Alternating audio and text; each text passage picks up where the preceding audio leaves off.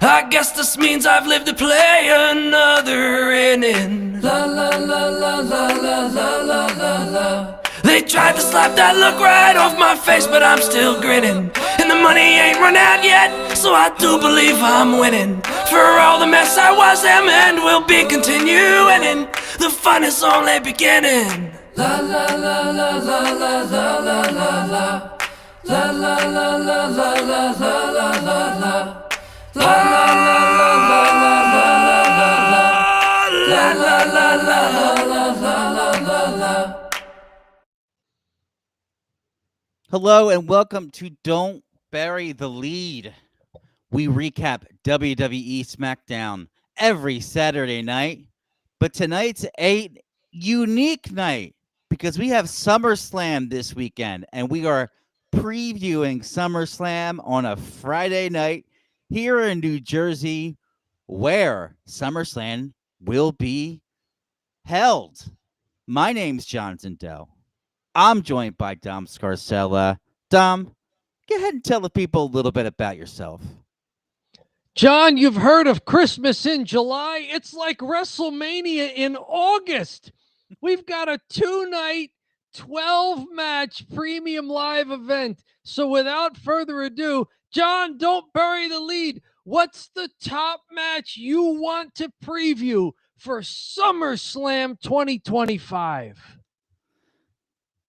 Dom, we don't ever bury the lead. And the lead, of course, is the main event. I'm going to pull up a graphic so we can have a look at the main event together. All righty. It's the main event. John Cena versus Cody Rhodes in a street fight. A lot of history between these two. Cena knocks off Cody in the main event of WrestleMania to win his record championship. And Cena had turned heel. A little bit of a feeling that Cena may turn face. Cody may go heel. Who knows with that? But Dom, what do you think of this main event for SummerSlam? Cody Rhodes, John Cena, street fight.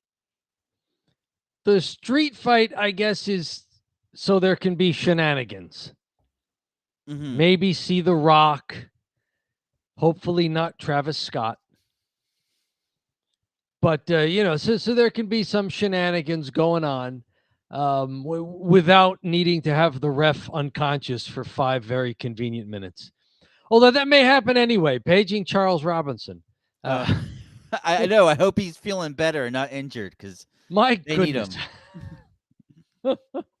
So, poor guy. He's got to be 60-something years old. He's still taking the worst bumps of anybody in the company.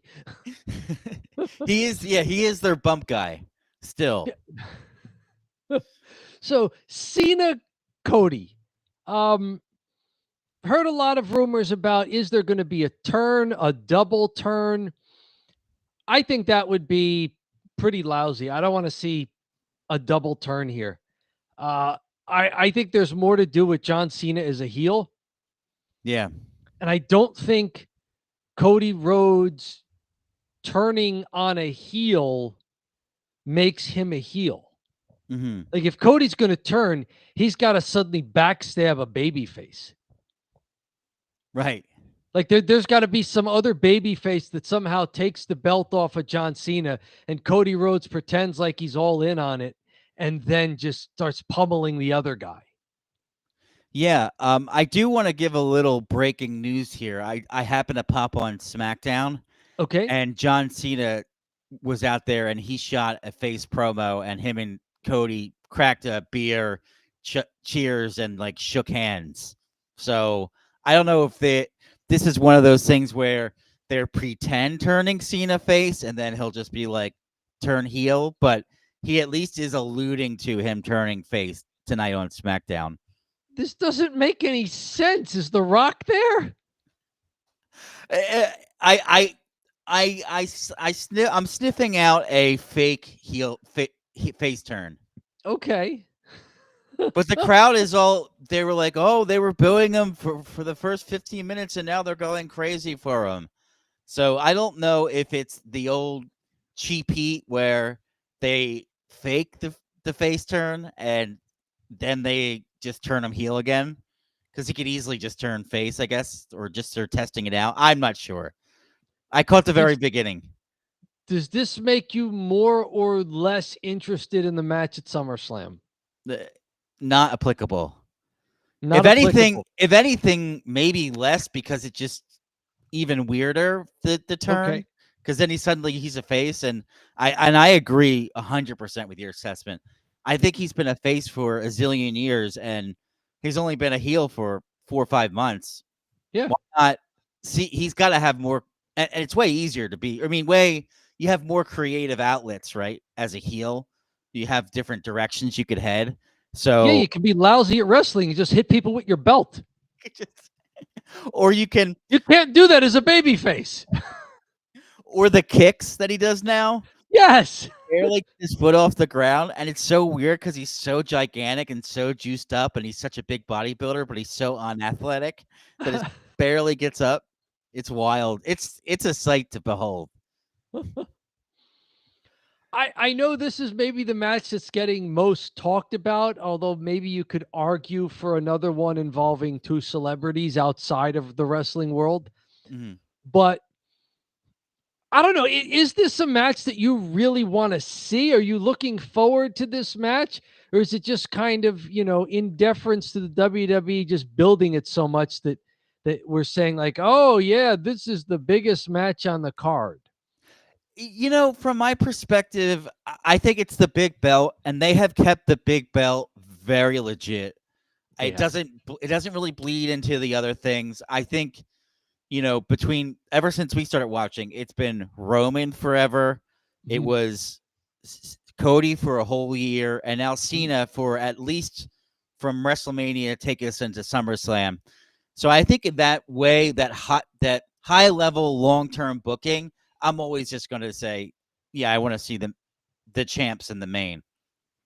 But All right, I don't know. that's a good argument. Okay, because storyline wise, I don't think I'm into the storyline, but if they put on a good wrestling match in the ring, and it is for the championship, that's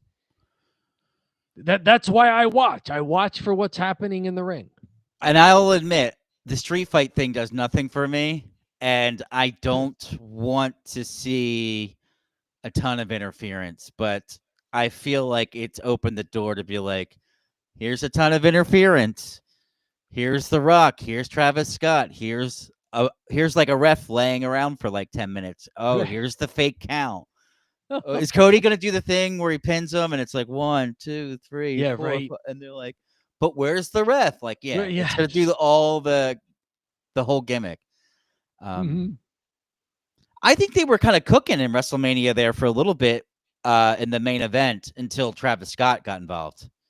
So, All right, so if they can give you that kind of match again, but without some of the stuff that detracted from it, you'd be pleased. yeah, I think they were doing the correct thing in WrestleMania, and then they added all this goofy nonsense, and it went over like fart in church. It just It was not good, yes. it was not good.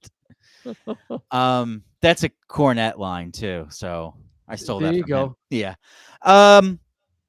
Anything else? Oh, well, let's do predictions. Who do you think's going to win this one? I hope Cena keeps the belt. Seems a little premature to pull the belt off him. I know. almost want him to retire with it. I know. After all this time, it does feel necessary to let him retire with it. Let me just do one thing here. I mean, it's not like the WWE has just ever had a belt go away and just invented a new one or brought back a new one. It might be something that they like, right? Yeah, Like and they then get they the like do a opportunity. tournament. You know how they like tournaments for stuff, and they just do a new tournament for the new Universal, whatever, the WWE Heavyweight Championship instead of the World Heavyweight Championship. They can make a new belt and make some money, right? Think Right? about the merchandising opportunity. The You new know, replicas. Yes, everything is new merch, new replica belts.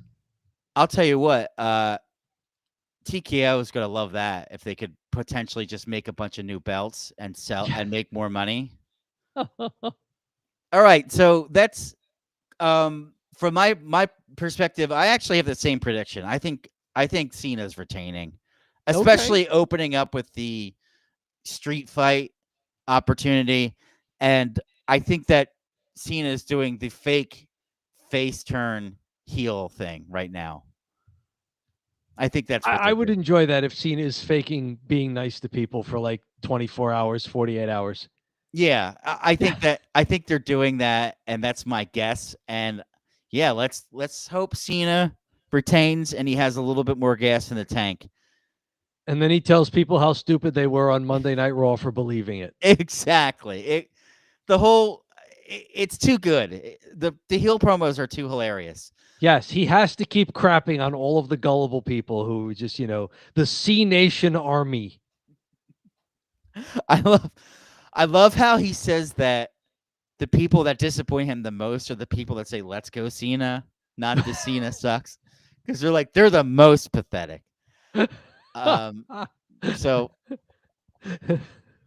just like the people that want to cheer for the good guys that want to do the right thing, no, they're the biggest losers. And the trolls that say Cena sucks are better than them. This is my favorite Cena ever. All right, so we've got Cena versus Cody Rhodes. Maybe I'll kick it to you. Where do you want to go next? We got Saturday, we got Sunday night. What match are you looking forward to? Match I'm looking forward to, and this may be sort of a strange thing to pick, but it looks like it's going to be on Sunday as well. The Intercontinental Championship between Dominic Mysterio and AJ Styles. Oh, yeah. This has been a fun build, even though it's been mostly on Raw. This has been really well done. Like Dominic Mysterio had what was supposed to be a real injury for a while. And so they, instead of just, writing him off TV, they kept him on TV, but with a printed out doctor's note.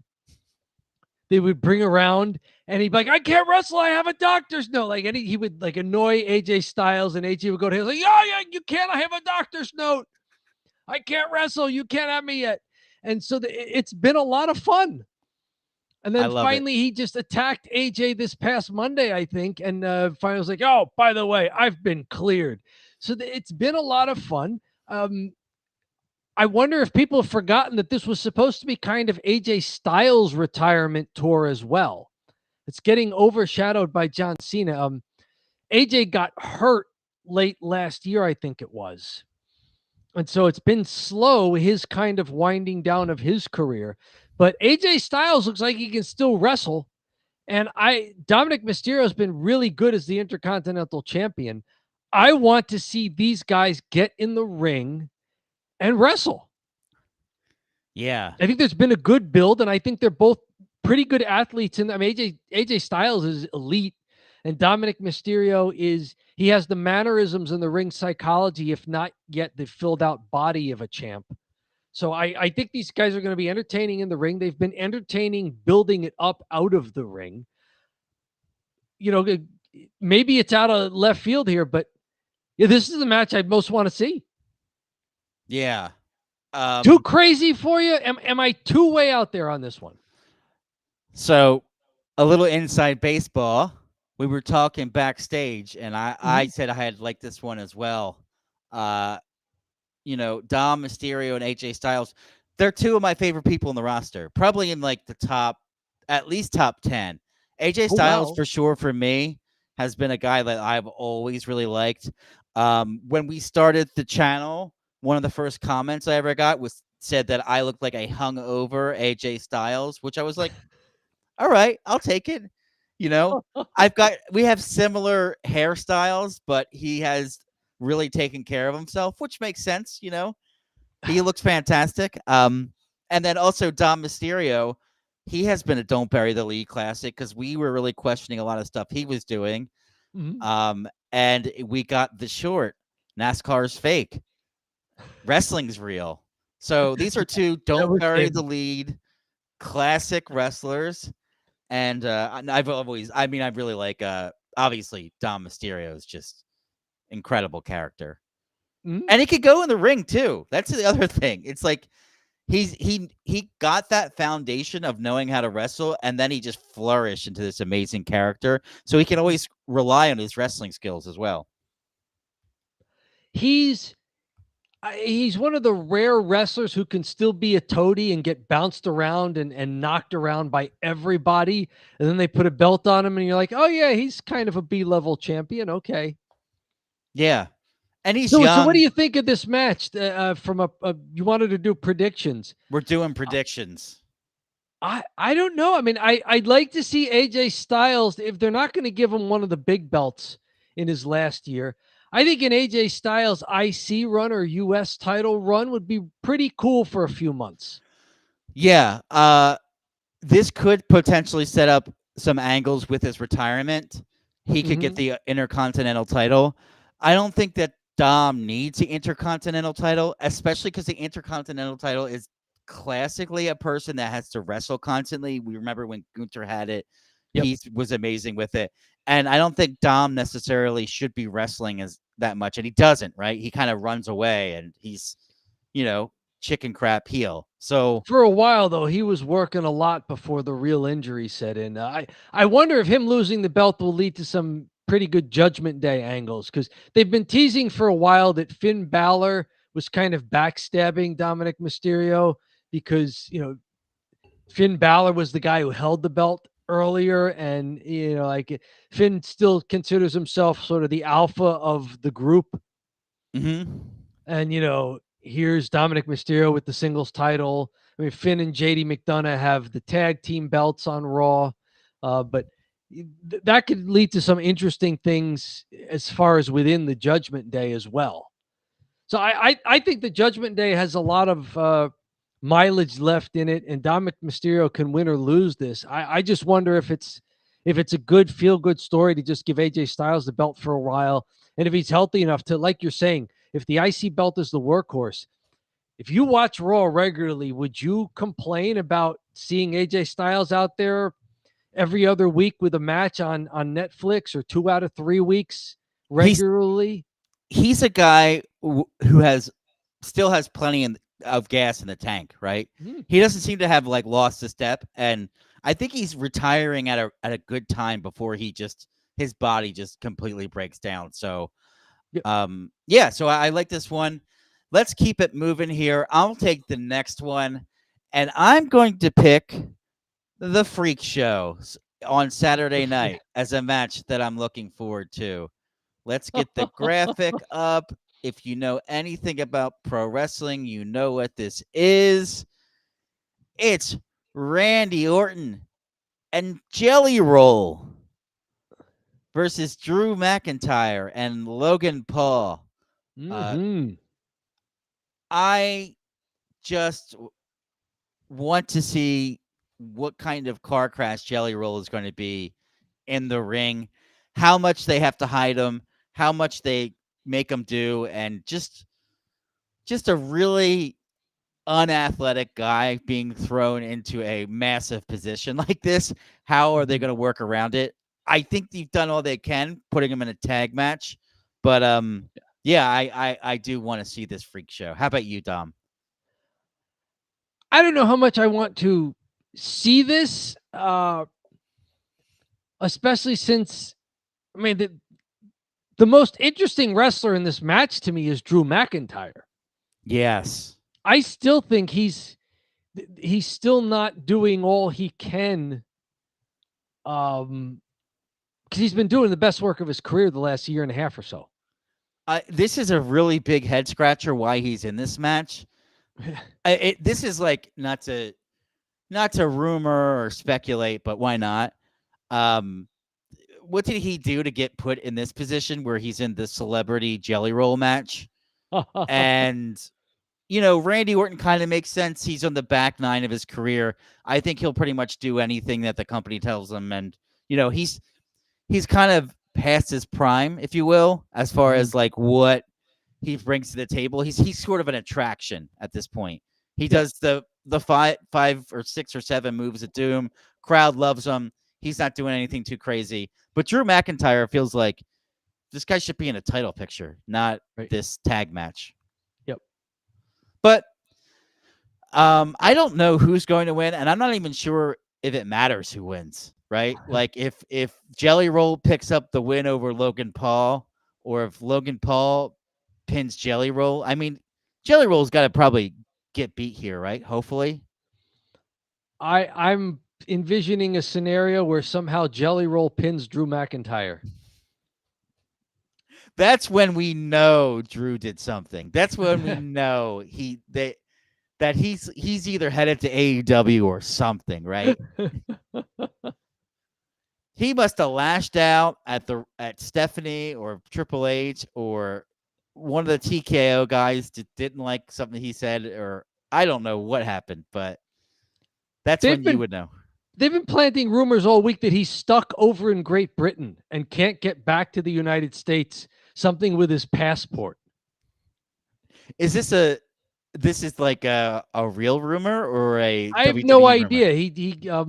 He posted a promo yesterday, I think, on Zitter, with like sheep or cows in the background, like he was still stuck over there in Great Britain somewhere. Ah, interesting. So that doesn't even really. What's that have to do? I guess maybe it'll be like, will he show or not? And it's just Logan Paul out there by himself. See, but that's the kind of thing you'd do for like Jelly Roll being out there by himself. Is Randy Orton going to show up? Right. Oh like you're going through the announcements and you're not sure if Randy's going to be there. So it's Jelly Roll and Ricky Gibson versus Drew McIntyre and Logan Paul. And everybody's just going crazy for Ricky and Jelly Roll. You know what's weird with Jelly Roll? Why didn't he just perform during the show?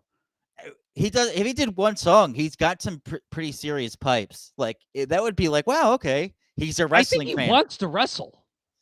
That's the problem, Dom. I think he wants to do it. I think part of him getting in shape was that he wanted to be healthier, but maybe he's always had this itch to try wrestling, and now that he's in shape, it's like, okay, well, this is my chance to do it. If they want me to do it, I'll see if I can do it. Yeah, I mean, he's in shape. He's no longer obese, but I don't know if he's. I mean, these three guys versus his physique, it's not even close, right? No, but you wonder if he was maybe he was. I know nothing about his history. Maybe he was a pretty good high school athlete and just like chunked up after school. After getting out of high school or whatever. Like he was a pretty good athlete, and he still has just some of that raw ability. Oh yeah, I mean, and maybe I should say this. I'm just kind of crapping all over him because it's sort of easy to do. I'm not really rooting against him. If he goes out and he wrestles and he's awesome, and I would gladly eat crow and see that he's awesome. But I feel like that's not going to happen.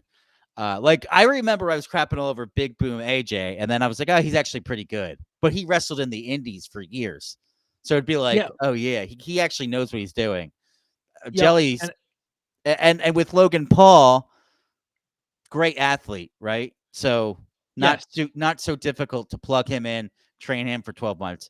Jelly Roll, not a guy that you would call a great athlete, but we'll see. And you could see why Randy Orton and Drew McIntyre are in this because, Jelly Roll needs somebody to lead him around the match, and Logan Paul probably isn't there yet where he can lead somebody. No, right. It'll be a big test for them to kind of get along through here. I don't think from a prediction standpoint, my prediction is the more that Jelly Roll wrestles, the worse it can get. I'm curious, maybe even how the crowd reacts. Maybe he'll be over with the crowd. I don't know, but I can see them, very fickle pro wrestling fans, and also it's in New Jersey, so we are prone to booing. We are. I'm going to predict a jelly roll heel turn. There you go. Just because. I like your prediction. Jelly Roll rose up Drew McIntyre. Drew McIntyre's in AEW in 90 days from now. Okay, that one could work too. There you go. All right. Let's keep it moving here. What match do you want to preview next? I've been a little concerned about this one Mhm. simply because we just saw 2/3 of it at WrestleMania. And I don't like repeating things. I don't like things that look like repeats. So the Women's World Championship is a triple threat on Sunday. Io Sky, Rhea Ripley, and this time Naomi. At WrestleMania, it was Bianca Belair. This time Naomi. And I'm wondering what's going to be different enough about this match that we didn't see at WrestleMania. And obviously, Naomi and Bianca Belair, they don't have the same move set. They don't have the same way of wrestling, especially since Naomi is clearly a heel here and Bianca Belair was not at WrestleMania. It's tough for me to say I don't want to watch a Rhea Ripley match or an Io Sky match. And now they're both in the same match. But at the same time, there's a little bit of intrigue for me in this because especially since triple threats are sometimes gimmicks where you don't know what to do. But I think each three of these wrestlers, there's plenty for you to know what to do with them. Yeah. Like there's plenty of baby faces that could be going after Naomi at this point. For sure. I like this. Yeah, this is interesting that they're kind of running back this at triple, like the same gimmick and match, right? And like it's really Naomi's first title defense. Yeah. Like you couldn't get her a title defense before just throwing her into a triple threat. Yeah, I think there would be a big. It's not like there should be a big line of people that would want to take her on. Jade sticks out.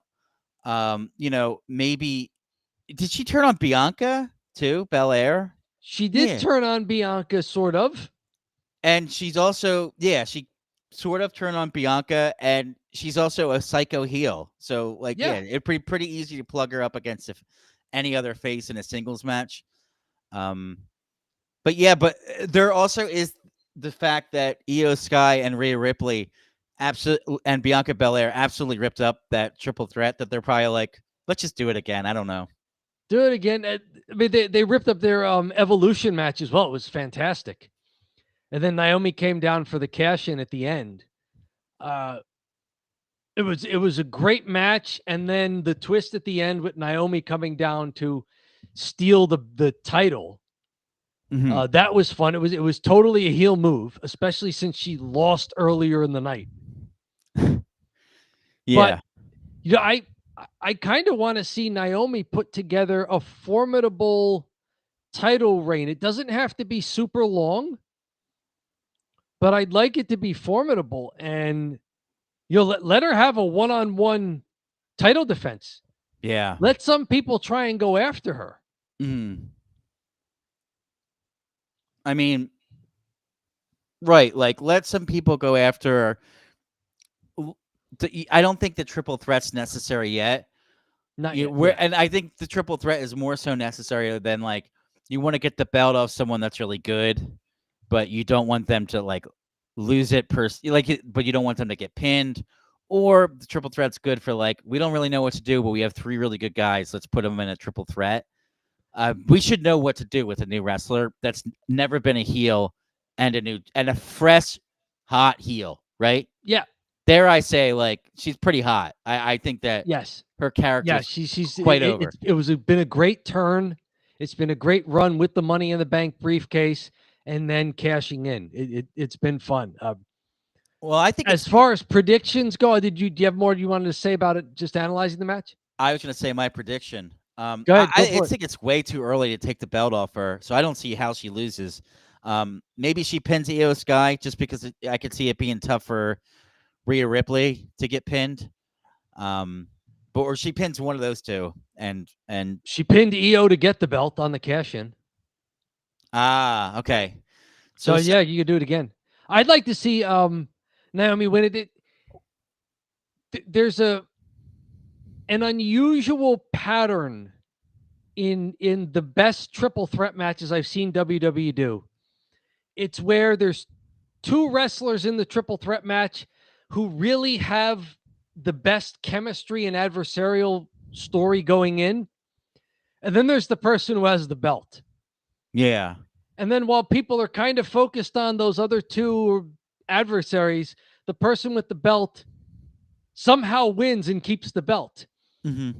At WrestleMania 39, this was for the Intercontinental Championship. It was Drew McIntyre and Sheamus who suddenly had this kind of like, brothers feud going into the match. And it was like, oh, Drew McIntyre and Sheamus, they're suddenly at each other's throats over one thinking the other was trying to big league them out of the Intercontinental title. And Gunther winds up surprise winning the match to retain. Yeah. And that was a fantastic match. And then 2 years later, WrestleMania 41, leading into the match for months, they had been building Rhea Ripley, Bianca Belair, Rhea Ripley, Bianca Belair. Then suddenly Io Sky wins the belt because of some distraction from Bianca Belair, and then it's still in the main event. There they are in WrestleMania. It's Bianca Belair and Rhea Ripley going at it, and Io Sky winds up surprise retaining. There is that. If that's the pattern here, that suddenly they started building Rhea Io the last couple of months, and maybe people are going to be too focused on that, and somehow Naomi retains. I could see the pattern holding again. I would also like to see Naomi retain. Yeah. I don't like hot potato belts, and she's been too good with her character development and with her run, not only with the Money in the Bank briefcase, and then with the belt to sort of make her an asterisk in the history book. That's a great call out with the way that they do the triple threats that work. It'll be Rhea and Io really having like this American classic with each other, and something will happen in a way where Naomi can get the pin, right? Like Rhea does something to Io, Io's out, and then Naomi gets the pin. So, very cool. Let's see here. So you mentioned the last match here. Oh, let me pick one. How about Solo Sikoa? I was just looking at that one. Versus Jacob Fatu for the U.S. title in a steel cage. Yes. Now, is this a steel cage where they're enclosed? Or is it one where they could theoretically climb out? That's a good question. I don't know. Yeah, because the fun of old steel cage matches was that if the escape the cage. Mm-hmm. Because you're climbing over the top. Or if this is just to keep the MFTs out of there. As Solo Sikoa is now calling them My Family Tree. Rather than Bloodline 2.0 or Bloodline. It's the MFTs, the My Family Tree, which when I first heard the acronym, I thought it was the M or F and Tongas. But no, it's My Family Tree. It's a little more family friendly than what I was thinking.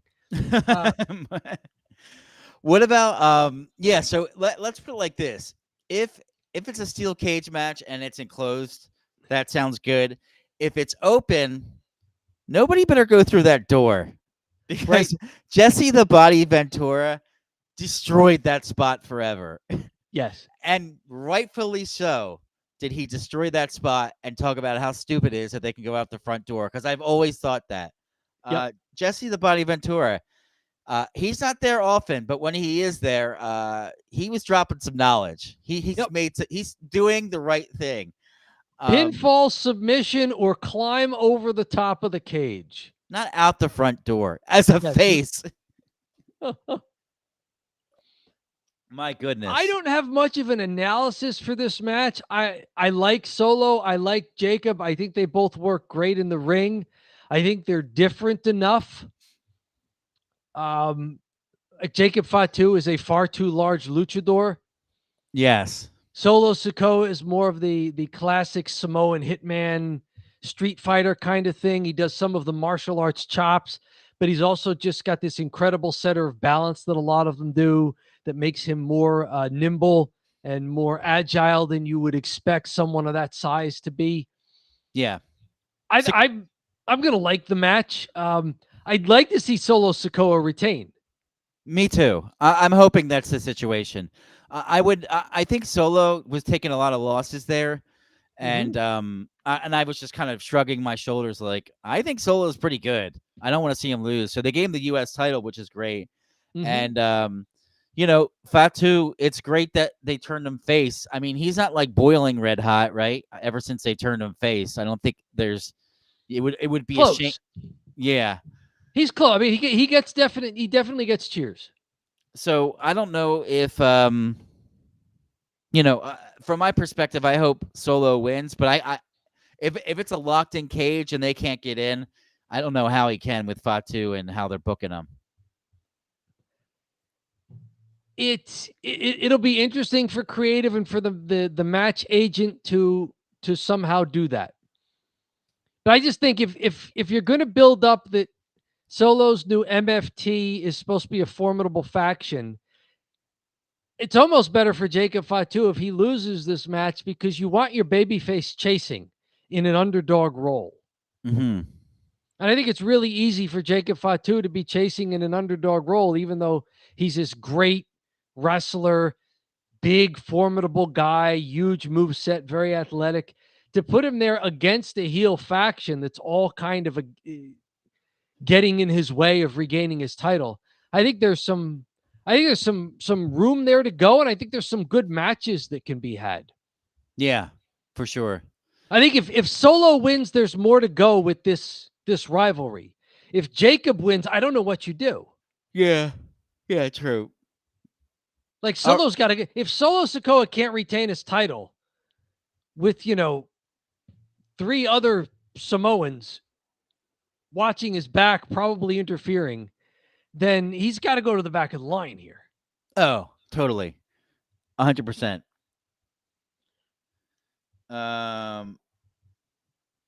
Let's do this. Let's move to the next one here. Did you want to call the next one out? Sure, we haven't mentioned Gunther CM Punk, which I think might be the better of the 2 men's world title matches. That's where I was headed. This is probably, yes, you're right.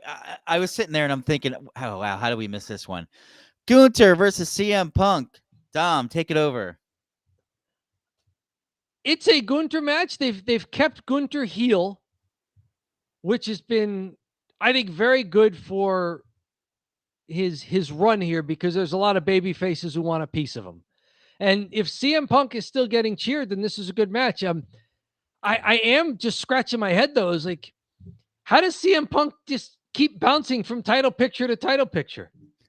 Yeah. Oh, CM Punk gets a shot at John Cena. Oh, he loses. Oh, that's okay. He will give him a title shot against Gunther. It's like, at some point, you're either burying CM Punk or you have to put the belt on him.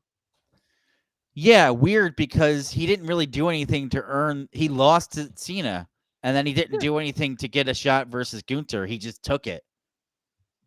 Meanwhile, and it almost makes Gunther and the World Heavyweight Championship belt look like a B+ belt. If Punk can be gearing up for Cena, lose to Cena, and then just walk over. I was like, yeah, I get a shot against Gunther, and I'm going to beat him. Yeah. I think this is an interesting match, because it's really 2 things, and what the WWE wants to do. Do they want to build Gunther to be a big star or not? Yeah. Because if you want to build him to be a big star, Punk's not getting any younger, and he's at the end of his ropes here. He really is. And if Gunther wins, this is a huge win for him in the main event of a big pay-per-view. Then you could say, you know what? This is a real guy that they can move forward with. Mm-hmm. Or are you WWE and say, well, we got to give Punk one of these belts, because who knows when he's going to freak out if he doesn't get it. And he's been drawing us a lot of money. So we do the short-term thinking and we give Punk the belt, wrestle till he falls apart, and 3 months or 6 months, and elbow hurts or his knee hurts, and he shoots a lot of promos but never wrestles. I don't know. It's and I think that's still a win, right? Because I think Punk's deserved a title run, not the big belt, but a title run with this belt. So, my prediction here, I think Punk's probably going to win it. Okay. I think that's just from the WWE. From what I can tell from the WWE, just for they're very fickle booking, and they know that they got him from AEW. So at some point, they want to give him something great because he came from AEW, and he's been such a good little soldier since he's been in WWE. And they are the ones that, like, they gave him such a great environment that he was able to flourish and not be a maniac, and they gave him a belt. I think they selfishly want that, only because I know how petty they are, So I think Punk will win for that reason, out of sheer pettiness. Okay. I like Gunther having this belt because I think Gunther makes this a championship on par with the one that Cena currently has. Yeah, that would be great. I would want Gunther to win, but I feel a short-term play of popping it over to Punk and having him do a run and just be like, "Aren't we so great to work for?" Yes, you are. Gunther's been doing a lot of good stuff for the company recently. He's the best wrestler he's the best wrestler in the world. Probably. I mean, he's getting good matches out of Pat McAfee without making it look like a squash. He got a good match out of who could have gotten that match out of Goldberg for Goldberg's final match at age 58? A 60-year-old man who has never been a good wrestler in the ring, has always done 2 moves of doom, spear, jackhammer. Yeah. And he got a real wrestling match out of him. Yeah. Probably one of Goldberg's best matches. Yeah. Not kidding. Yes. And he had been out of the ring for years. Yeah. Amazing work by Gunther. Amazing. Yeah, I don't. Maybe they're setting up if Punk wins. They have the rematch right away at Clash in Paris. Oh yeah, which is just 4 weeks away. Mm-hmm. I don't know, but would that coincide with a Gunther face turn because he's over in Europe? I don't know how that would work. I want to see the match, and I don't know who. I mean, obviously, I want Gunther to win. I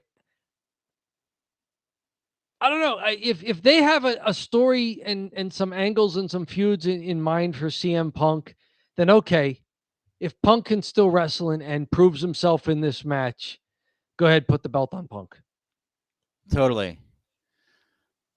That's not a knock on Gunther. If anything, it's you have him take the belt from Gunther because Gunther will make him look fantastic in winning the belt. Mm-hmm. Let's move on here. I wanted to pop out just to make sure we don't have any chats that came through. Okay. So we're talking WWE SummerSlam here. Thank you all for joining. Much appreciated. And I'm going to go ahead and share my screen, and we're going to continue through the list here. Who do you like? Do you just want to, at this point, just go down the list Sunday or Saturday and what we haven't hit yet? Yeah. How about we... There's only 2 on Sunday that we haven't talked about yet, and there's 1, 2, 3, 4 Saturdays that we haven't hit yet. Let's go through the list. I feel like we hit the big ones that I wanted to talk about, like things I was really looking forward to, things that are a freak show, the main events we hit. So let's just go through the other ones. Mm-hmm. Tiffany Stratton versus Jade Cargill for the title. Really interesting one here, as Jade won the King of the Ring. And when she won the King of the Ring, you could hear crickets. in Saudi Hmm. Arabia for some reason. Now, I will say this: a lot of arenas give her some cheers. Whatever reason, they were just not into her in Saudi Arabia. Hmm. Who knows why? They just weren't. They might have just liked Asuka better because they were chanting for Asuka, and maybe they don't watch a lot, and they're like, "Oh no, boo." We also got Tiffany Stratton, who's had this belt for a while now. Has she had it since WrestleMania? No, or even before then. She cashed in the first SmackDown of the year. Wow. Yeah, so she's had it for quite some time now. Dom, who do you think's going to win this one? We got Tiffany Stratton and Jade Cargill. I'm not interested in who's going to win the match. I'm looking at this pairing and I'm thinking to myself, who's calling this match? I know. We have seen Who's leading this match yeah, who in the ring? is Jade? Tiffany Stratton? who's the ring general? It can't be Jade, right? Oh boy. But Tiffany too. We've just seen her have from time to time just not on the same page with some of the wrestlers. A great gimmick, and a solid wrestler that probably just continues to improve because she's so young. But you can see there's she's still a little green, and Jade as well, of course, has been a little green sometimes too. They're both baby faces, and I don't think either one of them can call a match and lead a match. It'll be a big test, right? Yeah. This is probably going to be, as much as I joked about the Jelly Roll thing, at least there's 3 really competent, excellent wrestlers in that match. And then Jelly Roll. This has 2 girls in it or 2 women that, I could see it going south. Hoping they do well. And I do like the matchup of styles with Jade kind of being the more of a powerhouse, and Tiffany Stratton being the high flyer. And, it'd be something. It'd be cool to see the Alabama Slam on Jade. I was just going to say, would she cartwheel Alabama Slam Jade Cargill? Yeah, if they pull that off, that's going to be like, whoa, that big, because Jade's so big, Yep. the mat's going to slam like she's Andre the Giant when she goes down. So, I mean, prediction wise, it's 2 baby faces. Oh boy. It's a tough one. It is a tough one. I'd rather see Tiffany Stratton maybe grow up in this match and maybe call it. Yeah. And be the one who's leading it, because during her title reign, she's learned from Nia Jax and she's learned from Charlotte Flair. So, yeah, maybe Tiffany Stratton grows up before our eyes, calls a match. They have a good 12, 13-minute match, and she retains. And another thing I'd like to see is if that happens and Jade loses, then she can chase Naomi. Jade and Naomi still have unfinished business. I want to see more of that. So I still want to see more of that. And, she could always go, oh, you have the belt, and go after her. But at the end of the day, Tiffany Stratton winning probably makes sense. But again, I'm going to say it, these people at the top are petty. And I think they brought Jade Cargill in to be a champion at some point. Yep. So don't be surprised if they pull the trigger. Is she the best wrestler that should be a champion? No. Is she an AEW wrestler that they paid a big bag to and outbid AEW for and want to prove that they've turned her to a good wrestler, which she has improved too? Mm-hmm. Yes. So I would not be surprised if Jade Cargill wins this title over Tiffany Stratton. If I'm booking, I say Tiffany Stratton. Jade still got some time to wrestle with Naomi. That could be cool. I don't think Jade is ready for a title. Tiffany is obviously much more ready, but Tiffany, she might have to lose to Jade Cargill. Okay. Up Ooh, next, is it Chief Yeet versus the Bronze? that's it. Yes, you got the There they Bronze are. Mhm. and Chief. Is that what they're called? Chief Yeet. I don't know. It's the Tribal Chief and Jey Uso. And are they called the Bronze, or is that your name? It's Braun and Bronson. It's the Bronze. They are. They should be the Bronze. Okay. It's funny I because hope they make it to Clash in Paris so we can call them Les Brons. I was listening to another show just before this. Our friend at the Happy Hour, and they Oh, were Nick and Nikki at the Nick Club Wrestling Happy Hour. Very good. and they were discussing this one, and they also have their own nickname for this team, and I forget what it is, but it's not their nickname either. Okay. I think it's like Break Red or something like that. Like the combination of Breaker and Reed. Like I don't know, something what's Okay. not supposed to be their name. It not what WWE gave them, but just a name that they just started calling them. I like the Bronze, The and then we got Chief Yeet. I like that Cheap too. Heat, which suspiciously sounds like Cheap Heat. Chief Yeet, right? So you It's got all Roman Reigns and Jey Uso versus Braun Breaker and Bronson Reed. The wild card here is whether or not Seth Rollins' injury was real or just a work, or if it was real but not as bad as it looked at Saturday night's main event. So that's the wild card for this match. I would like to see Braun Breaker and Bronson Reed win this match. If for no other reason than I don't think you can bury these guys. Because if Seth Rollins is going to be out for a while, then these guys have to act like more than henchmen. yeah. Which means, like, if Seth Rollins were still active and in the corner, you could see maybe these guys getting beat up and taking a loss. Mm-hmm. But I think they have to look like they're each formidable, because before they joined this, they were each formidable. Bronson Reed looked like he was being groomed for at least an IC or US title run, if not a world title run within the next few years. And Braun Breaker had already had 2 reigns as the Intercontinental Champion.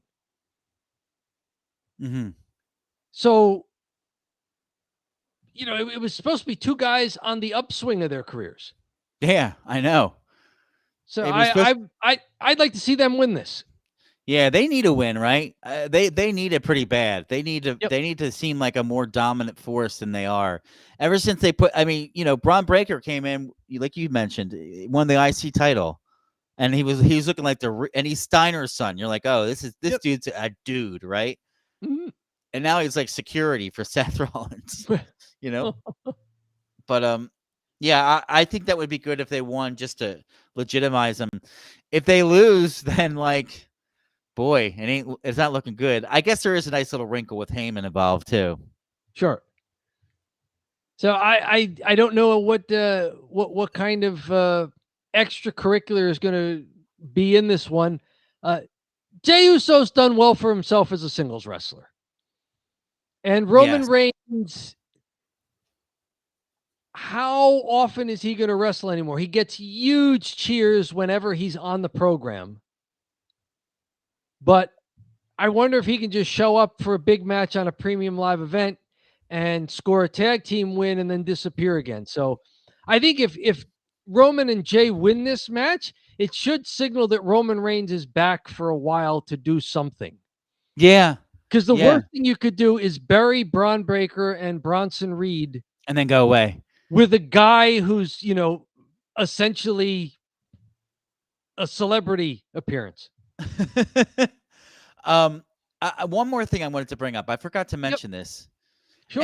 Any shot CM Punk and Gunther here, Seth Rollins cashes in his Money in the Bank after Punk wins and steals Since the we belt just from brought him. up whether or not he's actually injured or not, yeah, maybe Punk wins and Rollins cashes in on Punk. Yeah, because that's where they were. It seemed like they were headed for a Punk Rollins rivalry to begin with, and now that he got the Money in the Bank, Punk can win his belt and then lose it, or if Punk, ultimately, or if he just goes in the middle of the match and he's about to win and he cashes in and he curb stomps CM Punk, and that's that. Or if Punk wins the belt here and Rollins doesn't cash in immediately, everybody would have in their minds, oh, when Rollins is ready and comes back, he's cashing in on CM Punk. Exactly. You would And know. that would be the biggest surprise. Like, you don't know when it would be. It could be August, September, October, wherever, a Saturday night's main event, a premium live event, maybe a big Raw on Netflix if they have to pop a big number for Netflix. And like suddenly Seth Rollins returns and he's back from the injury. And there it is. If he's injured, the best thing it was the best thing that could happen for this right now, because it's going to just make all these possibilities of him coming back whenever, you don't know, because he's injured. Couple with when he comes back, you're going to be like, oh my God, he's back. And then he'll cash in and be a champ. Like, it's the best. If he's really out of character injured, this was a good time to get injured. But it does feel a little like a little something's up, right? Yes. We talked about this. We talked about this. All right. Women's tag team champions, Raquel Rodriguez and Roxanne Perez from Judgment Day against We're Not Friends, Charlotte Flair and Alexa Bliss. Really good angles within each tag team that they've been building up here. It's going to be a shame to see one of these teams lose. Yeah, right? Because Raquel Rodriguez and Roxanne Perez should keep the belts, because there's still so much to go as far as Roxanne proving herself, not only to the rest of Judgment Day, but to Raquel Rodriguez. On the other side, it seems to have worked out better than they planned it, that Charlotte Flair and Alexa Bliss are getting great crowd reactions. And so they're getting they win. Are they getting face crowd reactions or boos? They're getting face crowd reactions. Yeah. This has felt the most honestly over that Charlotte Flair has been since she just surprise showed up on SmackDown and very immediately and unexpectedly challenged Ronda Rousey for the belt at the end of 2022. Ronda Rousey wrestled this great match. Was it against Raquel Rodriguez? It was against Raquel Rodriguez, yeah. She wrestled this great match, and then the face comes down and challenges her while she's all tired, and then she accepts. The heel accepts. Yeah. And then the face, of course, wins because the heel is so tired and beat up. Yes. And that was that. I was like, what? Are you kidding me? Oh, that's the most over I've seen Charlotte Flair, except for now it looks like this has some legs to it. And Vince was the booker at that time. That's good shit, pal. You know? So I don't know whether Vince or Triple H or who is booking this one, but this might be the toughest call. Yeah, this is because goofy. These are two tag teams that should be each ascending, and I don't know who drops this match. I think for a while now, Raquel Rodriguez has deserved a push, and now that she's the tag champ, you're like, cool, this is where she should be. Let's see how far she can go, right? Mm-hmm. Perez, I'm not as sold on as Raquel Rodriguez. She's been really good. And then Charlotte Flair and Bliss, it's like it's finally working for Charlotte being a face, so you don't want to ruin that. And it's working for Alexa Bliss too. Oh yeah, right. Like, this is as good as they could have hoped for from her return to the WWE.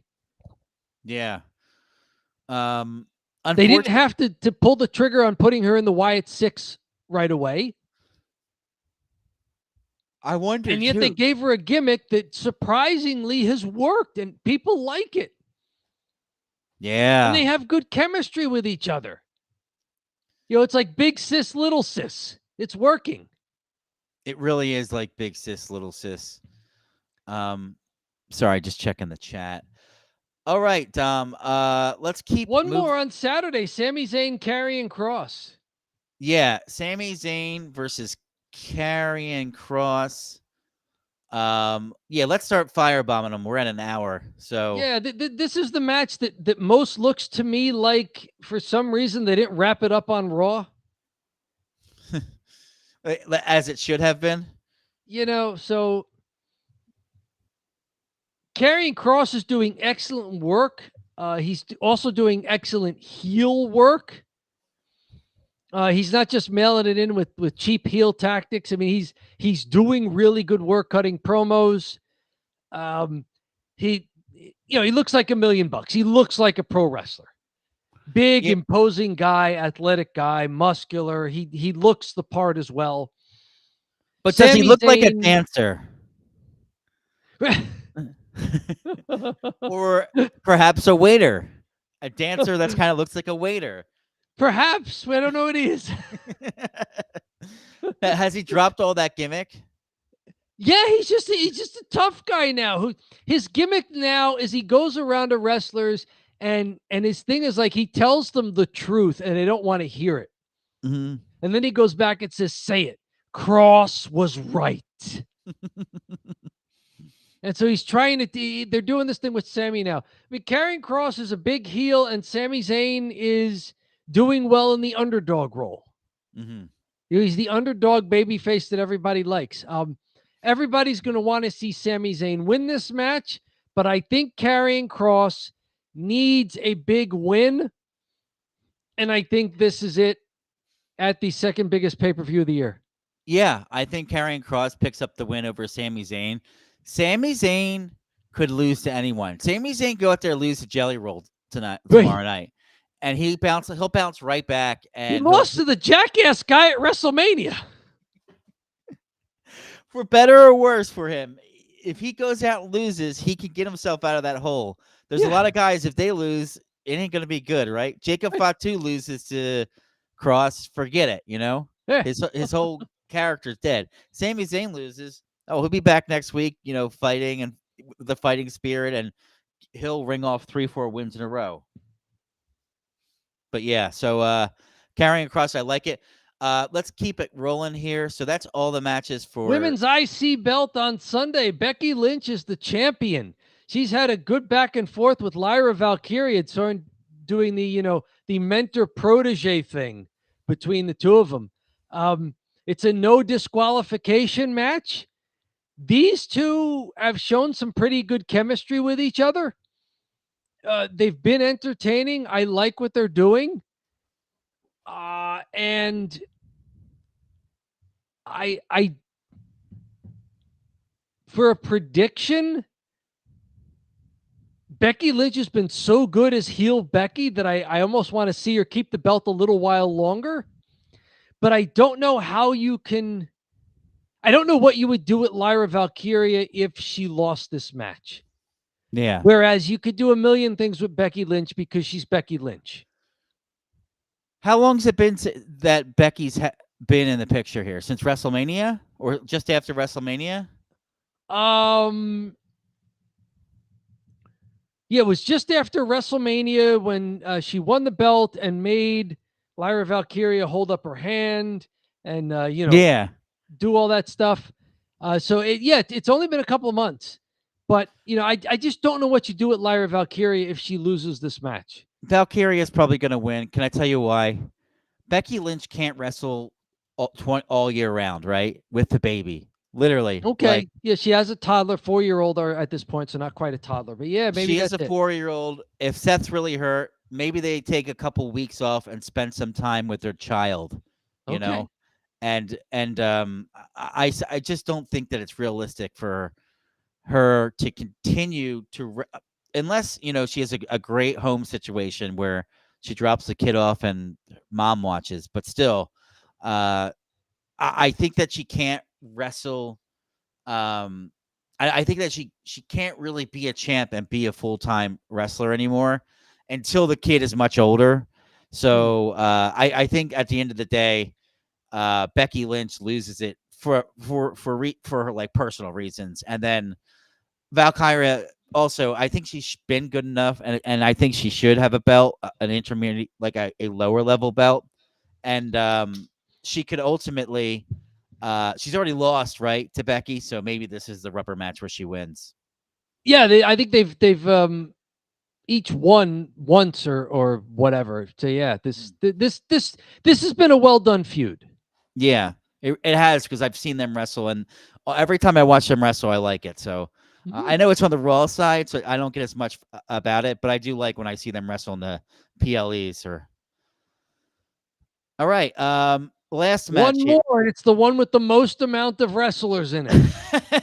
I'm going to take a step away, and you can take a stab at this one, Dom, and see if you can answer all of the tag teams. Give me 1 sec here. It is the WWE Men's Tag Team on SmackDown Championships. It is a 6-pack tables, ladders, and chairs match. And I think part of this was this belt sort of got forgotten for WrestleMania. So the SmackDown right after WrestleMania, some of these teams were in it and put on a tremendous TLC match that we all got to see on SmackDown. Really great match. All of these teams are very athletic. They're, for the most part, different enough from each other where they're not all interchangeable parts. I mean, the guys who are probably the most similar are the Motor City Machine Guns and then Fraxium, who I have been calling the European Machine Guns just because of how similar they are. But the current title holders are from the Wyatt Six. It's Joe Gacy and Dexter Lumis. Those guys can go. Those are the guys I've probably seen the least of. And for what I've seen, though, they're good wrestlers in there. Tommaso Ciampa and Johnny Gargano, always entertaining, worthy title holders themselves. The most recent tag team champions before the Wyatt Six won it were D'Angelo Hawkins and Montez Ford, who've sort of had this rebirth of sorts now that they're no longer the guys running out in the basketball uniforms, bouncing around with the red Solo cups, which was over for a while. But now they're over in a different way, and I like that. I like that they were able to change what their characters are and what they present to people, but still be successful about it and still be entertaining. And, of course, they're still really good in the ring. And the last team in this 6-pack are the guys who I hope win this. Andrade and Rey Fenix, who were just sort of thrown together at the last minute. They're the most recently formed tag team in this match as well. It was two guys who were floundering a bit in the lower card. Andrade had gotten a push toward the mid card, but it didn't quite work for him. So these were two guys floundering in the lower card as singles wrestlers. And they put them together in a tag team, and it's really clicked for them. I like Andrade and Rey Fenix as a tag team. So much so that I hope they do win this one, because I think it'll be I think they'll be a lot of fun. And I think that the other 5 teams would have a great time just arguing amongst themselves who cost whom the match if Andrade and Rey Fenix somehow sneak out with it. All of these teams are good enough to have the belt. So it's not like anybody in this tag team match, if they win it, you'd be like, oh, not that team. They're going to be lousy. I don't think anybody's going to be lousy. I think they're all going to be good with the belts no matter what happens. The teams that I think are the least developed as far as being interesting are Andrade and Rey Fenix because they're so new. Maybe Nathan Fraser and Axiom, also Fraxium, because they're very new to the main roster. And the Motor City Machine Guns, for as long as they've been doing this, it's never been in the WWE ecosystem where you're supposed to be much more interesting characters than just really great wrestlers in the ring. No. And I don't think Chris Sabin and Alex Shelley have figured out that part of being in the WWE yet. It's weird that they're the Motor City Machine Guns and then they look and act like that. Like the name Motor City Machine Guns, just, I would think more like 2 giant bikers, right? Well, yeah. Not two kind of boring guys that are like not a lot of charisma on the mic. Very clean too, kind of guys, not like rough and rugged and biker dudes. No, and they're very polished and very crisp in the ring. Yeah. It looks like it's, ballet with kicks and punches. Mm-hmm. Like really crisp in there. I mean, Dexter Loomis and Joe Gacy look like Motor City Machine Guns. Yes. Right. If you would have said, "Oh, pick out the Motor City Machine Guns," yeah, those two probably fit the bill at the bottom. You could even say, like Tomo Ciampa. He looks like pretty tough, right? He just Yes.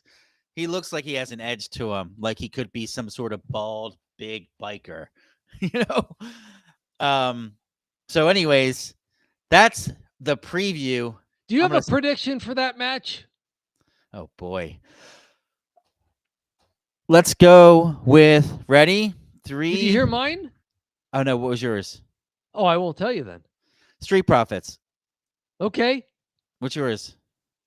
I said I wanted to see Andrade and Rey Fenix get it. Yeah, that would be Because cool. I think there's some potential for growth there. And because the other 5 could always just bicker amongst themselves who cost whom the belt.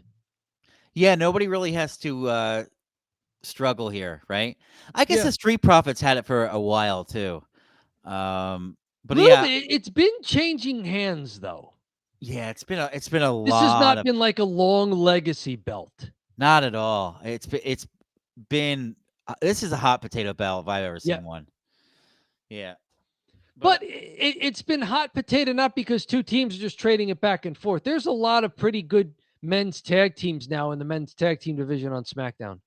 It's built up. They Yeah. finally built it up. It took them a while, but they're there.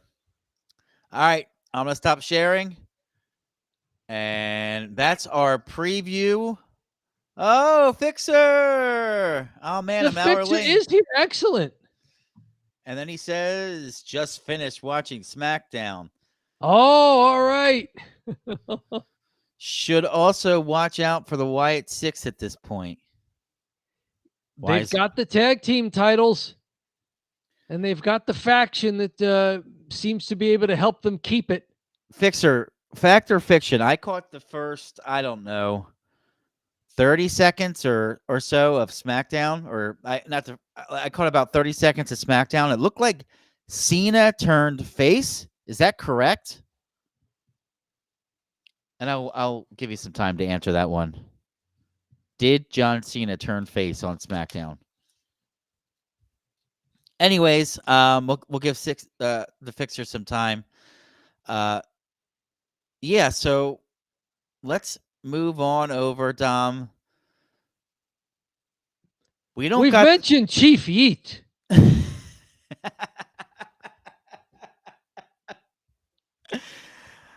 And if you're into songwriting or poetry or anything and you need a rhyme for Chief Yeet, may I suggest Cheap Heat? I love it. I got this. It was basically an ad for SummerSlam. Oh, I remember those SmackDowns that were like Right? an ad for SummerSlam. And then, which means Cody can turn. Oh, wait. Cena did turn face, which means Cody can turn heel on Sunday. Really? They turned John Cena face on a SmackDown that nobody's going to watch. Insane, right? Why wasn't this last week?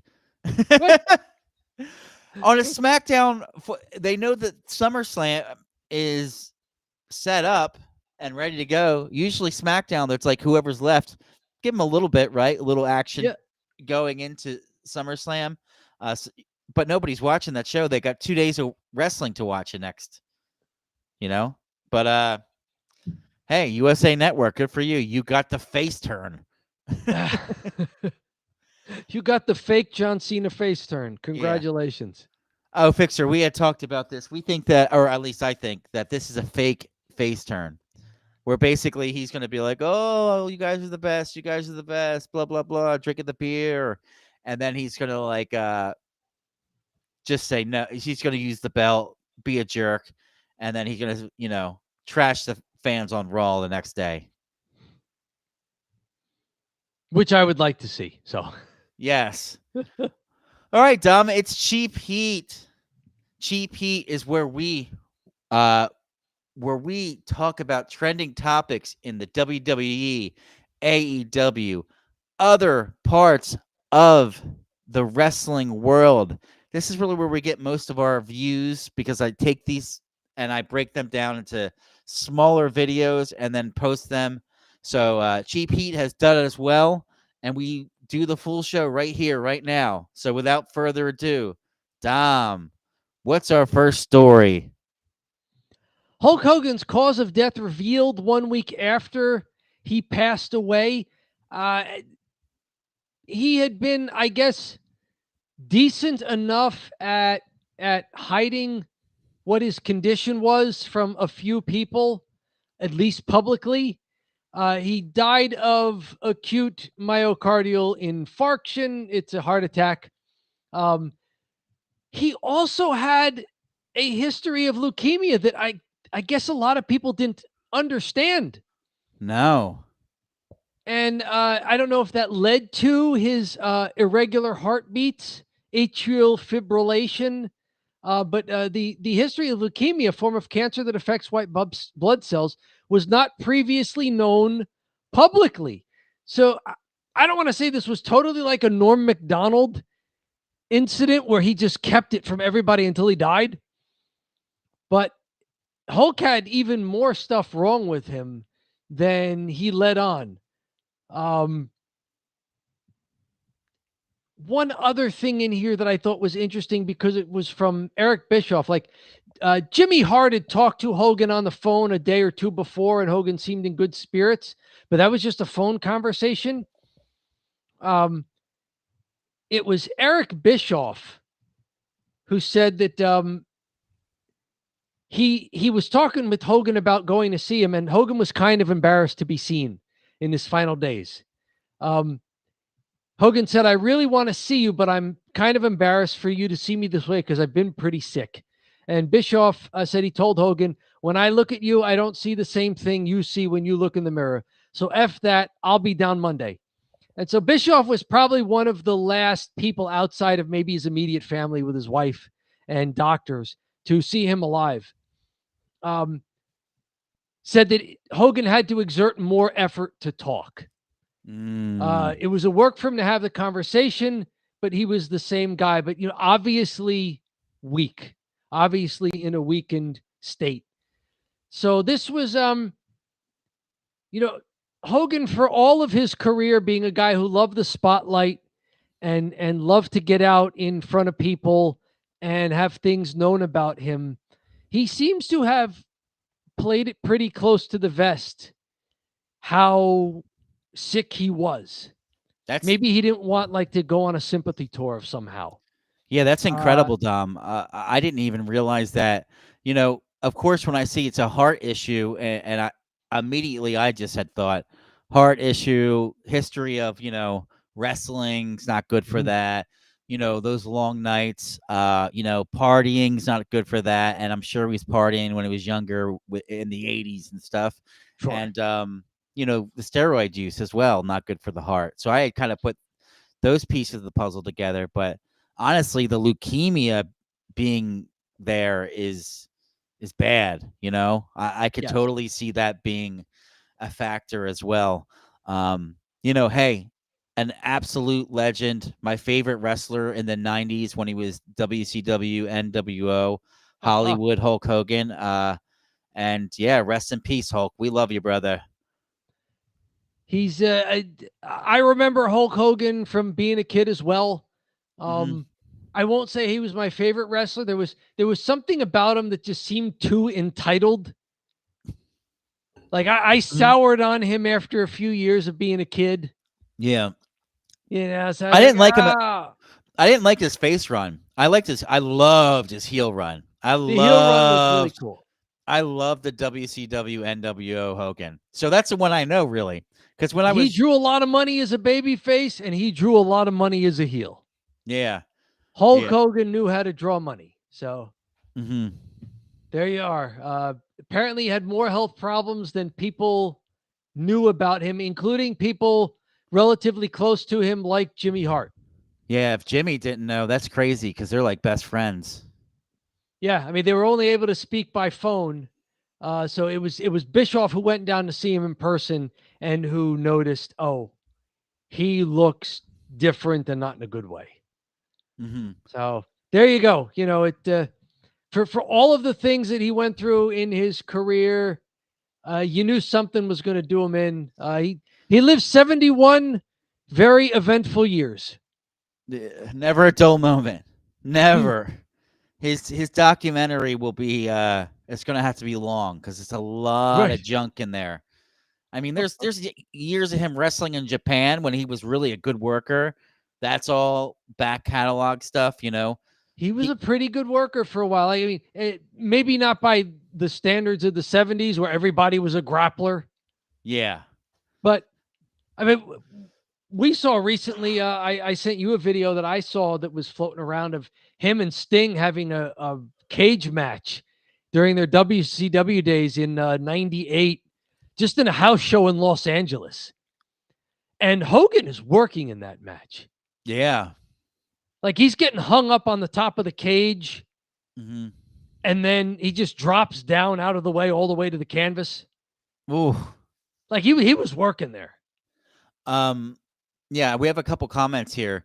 Very good. This is from the Fixer. The way I heard it, his leukemia went undiagnosed for years, which is even worse. See, now that's surprising to me because as many surgeries as he's had to been getting blood work pretty frequently.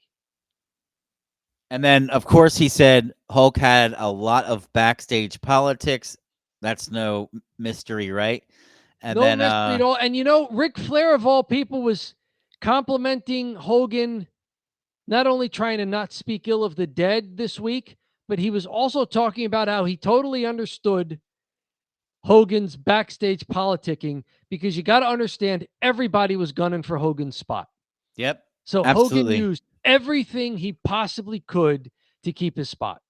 One more comment here. Hulk Hogan also rubbed Mark Calloway the wrong way as well, and Mark never forgave him for it. Really? Yeah. I did not know that. The Undertaker, as a younger wrestler in WWF at the time, and Hulk Hogan, that was a pretty memorable feud. Yeah. Introducing the Undertaker. Mm-hmm. Undertaker beat him for the title at one point. Yeah, that's interesting that he wasn't into him. Maybe he just didn't like him because he was a WCW guy and he was getting all the ratings when he moved over to WCW. Who knows? But could have been that too. Yeah, I didn't hear that. So maybe in the weeks as they roll on and people get further away from Hogan's death, you'll hear more honest portrayals coming out, or what sound like honest portrayals of people coming out rather than everybody trying to jump on a line here or there. Yeah, we can start to tell the truth in a couple weeks, right? Especially because Hulk Hogan's already been in the public eye for good and for bad. Oh, yeah. That's for... It's not like people are going to be surprised by something somebody says about Hulk Hogan. No, there will be no surprise. You know, it would be good to hear what people's assessments are of him in the business because he was so important to the business. Unbelievable. Of professional wrestling. The biggest wrestler of the 80s and 90s and the aughts. Right. And I even cover this on my own Sunday Buffet podcast, which has really nothing to do with pro wrestling, but I covered Hulk Hogan because it just has to do with more than pro wrestling. And the only time that in the aughts when he wasn't big, when Hogan wasn't big, Hogan wrestling kind of died in the aughts. It really did. It turned into a one it was one big promotion big by itself, unchallenged, and it was just Hogan. And once you had the one unchallengeable company, the quality just tanked, right? So, a couple other things here. Very good. Here. I will not click the tab yet. Here's the dirt. Ready? Hogan claimed that Mark hurt his back in a tombstone, and in the footage, you can tell his head never touched the mat. Basically, Hogan lied about being injured. Oh, okay. So he was kind of trying to, and I could see why the Undertaker would really take offense to that because he was the new guy in town for a while, and you don't want a reputation as a guy who's not good to work with. I think I do remember this story too because he didn't hurt him, but then he went to the back and told it. I do remember this. He went in the back and said, "Oh man, I dropped me on my head in there, just to kind of save a spot, bury him a little bit." Huh. Which is, I mean, that's diabolical. Yeah, if Oh, you're claiming that a guy he hurt me in the did ring. something wrong in the ring when he didn't. Yeah, get this kid out of here. Get him. Send him down. Get him trained. Okay. Well, I wonder if time has sort of healed that because the Undertaker had no problem sticking around and being known for what he was known as, which was as a pretty safe guy to work with. Yeah, and he's an icon, Undertaker. So he made out well. If he had gotten sent down and then never made it back up, that would be a huge deal. But yes. Okay, Dom, what do you got next here? Have you heard about Will Ospreay and his herniated discs that are apparently jamming up against his spinal cord here? Has he been on AEW TV recently? Yeah, I've seen him on TV, but I'm starting to think I didn't see him this week. Said some nagging injuries after All In Texas. After he was taken to the hospital in Texas, they discovered that discs around his C2 and C6 vertebrae have herniated and gone into his spinal cords. He's trying to avoid spinal fusion surgery. Mm-hmm. And he thinks he can make it back by August 24th's Forbidden Door pay-per-view in London. He's from Great Britain, right? Yeah. Oh, okay, so that's kind of his Great. hometown show that he's trying to come back for. Yeah. Yeah, he says, "Oi, bruv." That's maybe the fixer would know. He says, "Oi, bruv." Where would he be from?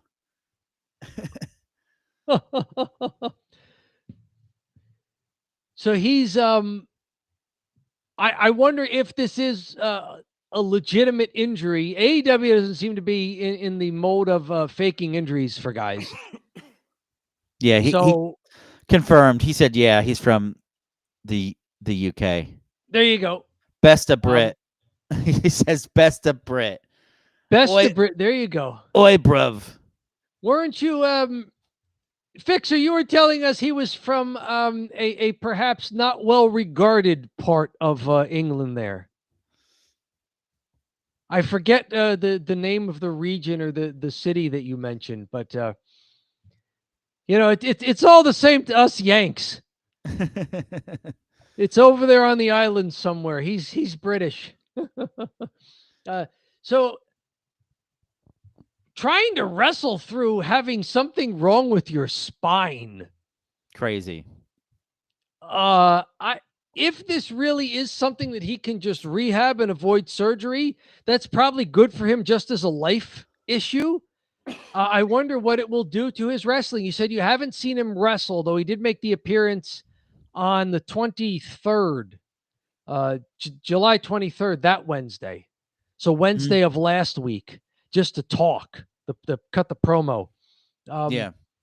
I guess we'll see in another 3 weeks or so to see if he's back at their big premium live event, their big pay-per-view on August 24th, which is a Sunday over there in London. Yeah. So stay tuned here. We never like to see news that people are severely injured, and spinal cord reeks of severely injured. Yeah. I mean, different kind of injury. Oh, I'm sorry. Go ahead. I hope he does the right thing here for his future because he's a young guy, and hopefully, he's able to wrestle through it in London and then move on and go get the surgery. I don't know what vertebrae were giving them problems, but Randy Orton and Sting were each able to, with modern medicine, take care of neck and what were basically spine injuries and come back and wrestle at far more advanced ages than Will Ospreay is. Yeah, it's a good point. So getting it taken care of the right way, I think, is the most important thing, like you were saying, for life, and if he's going to have any sort of future in the career that he seems to enjoy very much and seems to be very good at. Mm-hmm. Another injury news. We haven't seen Bianca Belair wrestling lately. This comes to us from WrestleZone. because she broke her fingers during that great WrestleMania 41 match. Ooh. Apparently, they were doing that triple German suplex spot, and Bianca Belair was on the mat, German suplexing Rhea Ripley, who was German suplexing Io Sky off of the turnbuckles. Mm-hmm. And basically, she's saying that she went to the wrong side of Rhea as they were coming down, and her hand got stuck underneath Rhea, and I knew immediately it was broken. Ow, my finger. But in a moment, I thought I broke all my fingers. So the ref, you could see the ref, if you watch back, the ref comes to me. He's like, "Are you okay?" And I'm like, "I just broke all my fingers." You just see me rolling around on the ground, and it took Rhea to snap me out of the moment because I was just rolling around on the ground, and she's like, Bianca. And I'm like, "What?" And it's like, "Oh, we have to finish this match."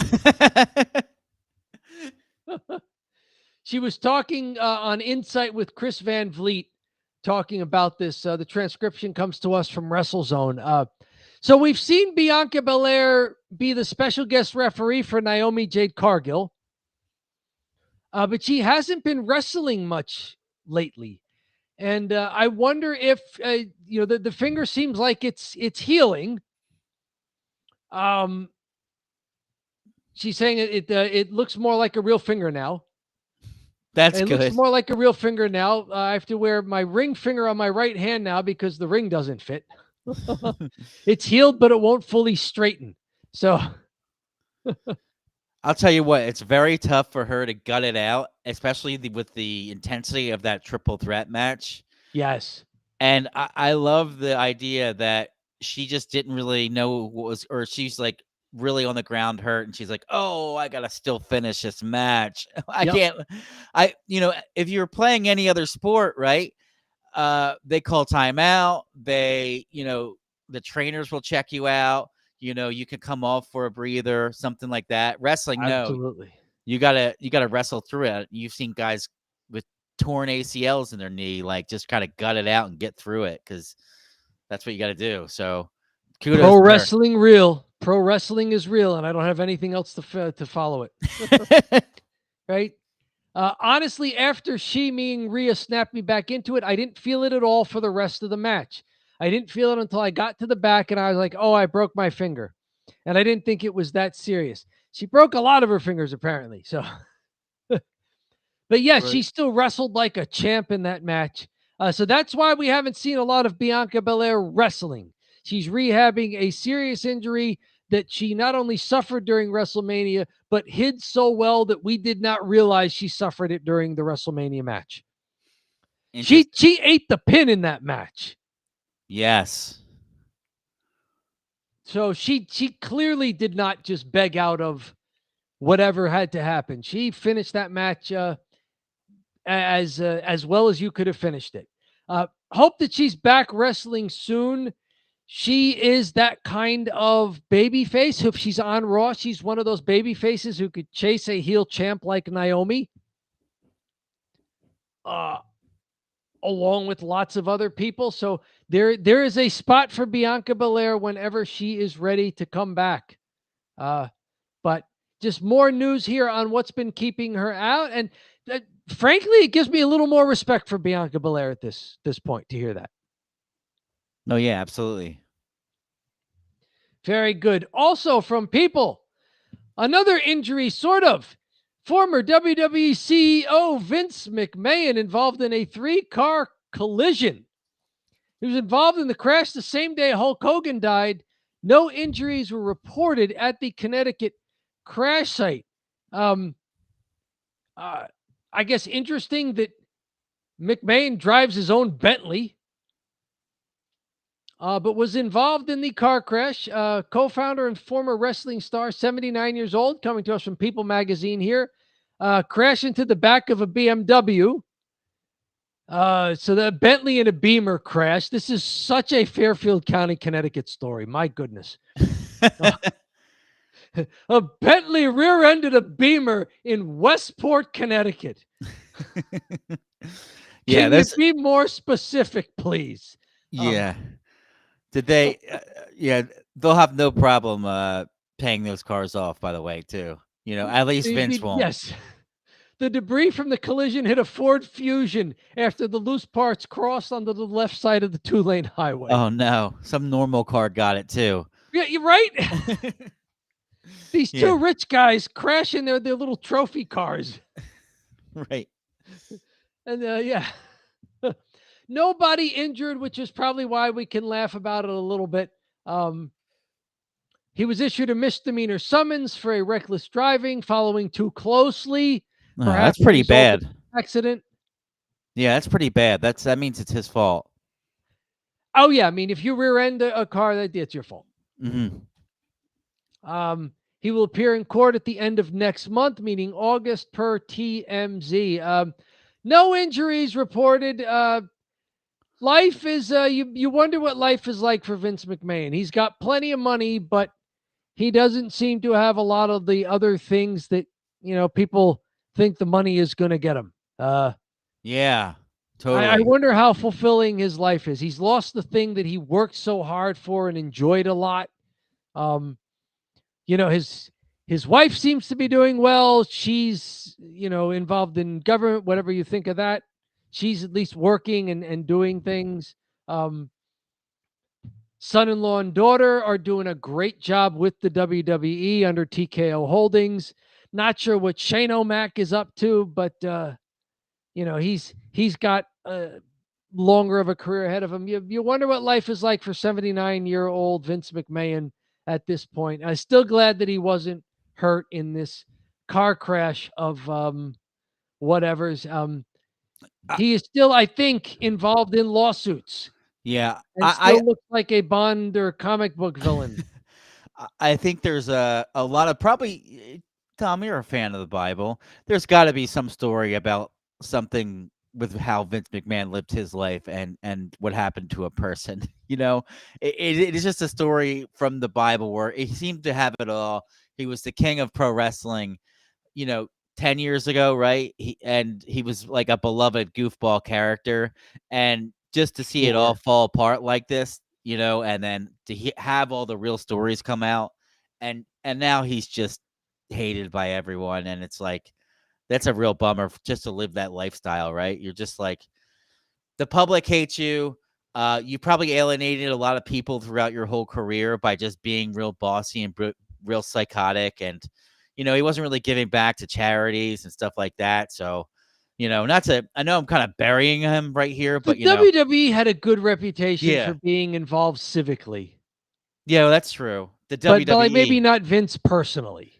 I meant like Vince personally, not for. He didn't have much of a public persona outside of the WWE, and once his persona there turned south, it's like that's all people know about him publicly.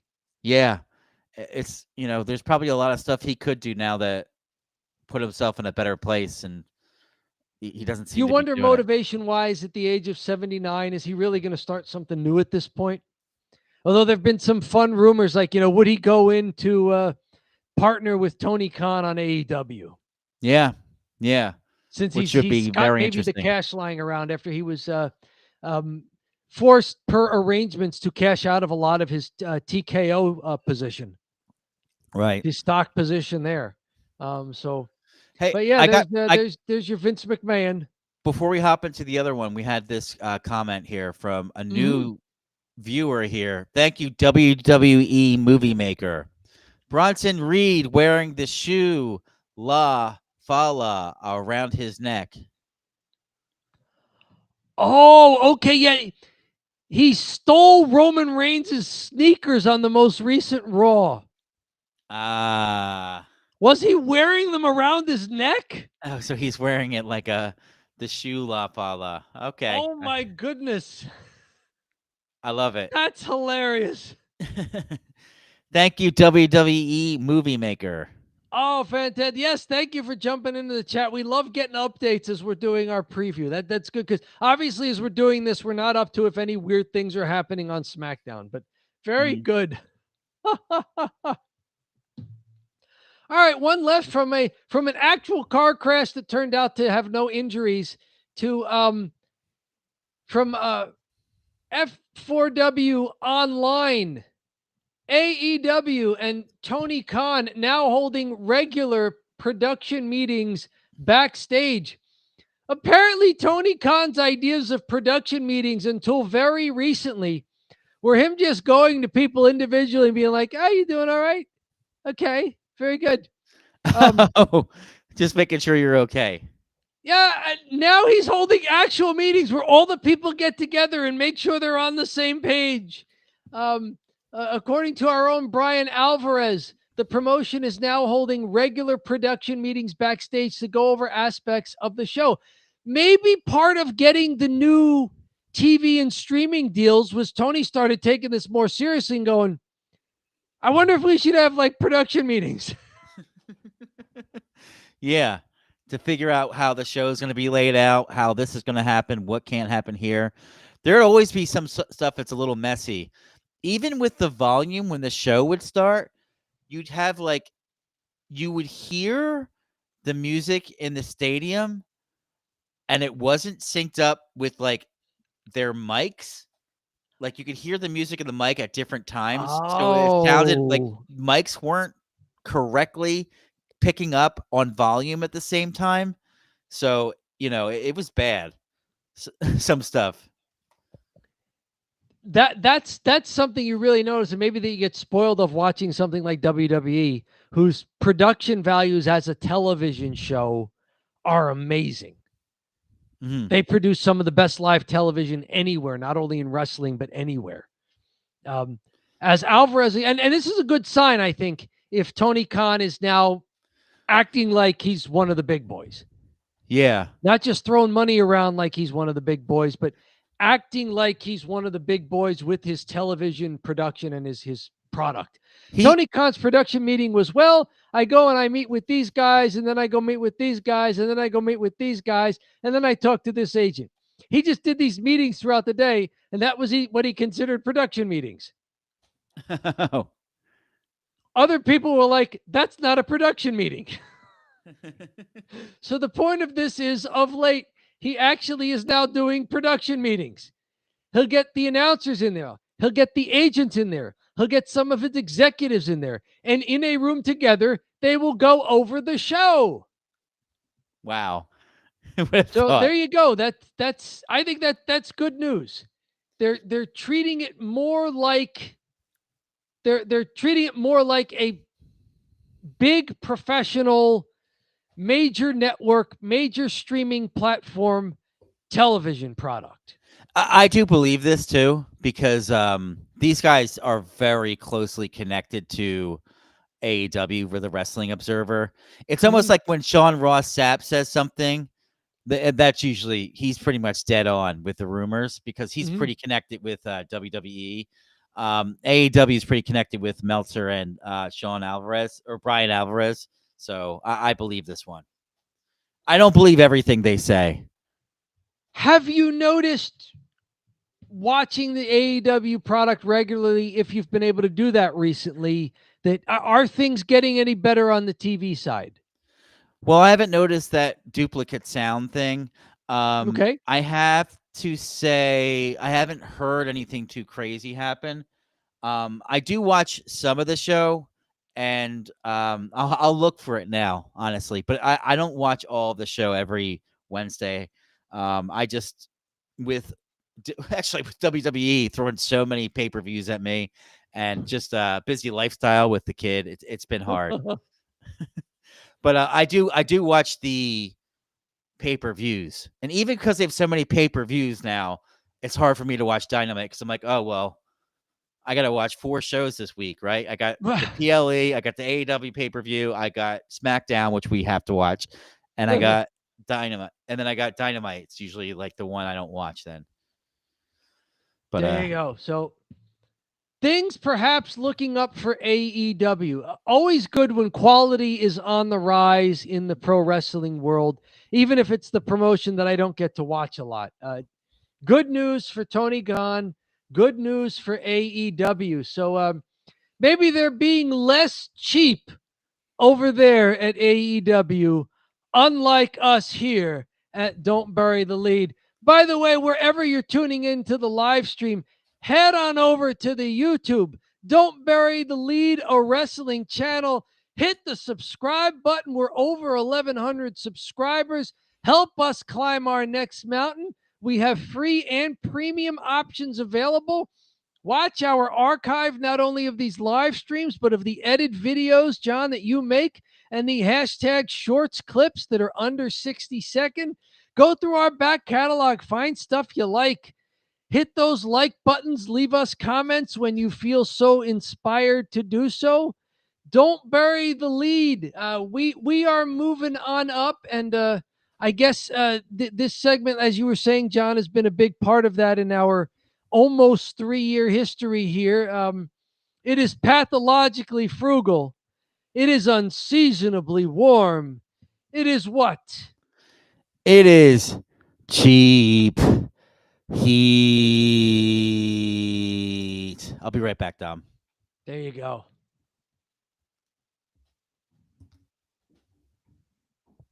So that is cheap heat for the day. I'm going to wait for John to come back to ask him this question, but I want to throw it out there. If anybody can hear us in the live chat and wants to chime in with their answer to this in the chat. Let's see here. I can see a few things here. This is a good cheap heat question from the Fixer. Have you watched or been watching the WWE Unreal on Netflix? I have not. I'm not a Netflix user. I hear that it's, and correct me if I'm wrong, it's supposed to be somewhat of a behind the scenes look at WWE, the wrestlers, and what goes into it. I have not chimed into that. How different is that to the thing they were running their series with? Oh gosh, was it on A&E that was also a behind the scenes look at some wrestlers or some big events in it? I have not been much to the WWE Unreal.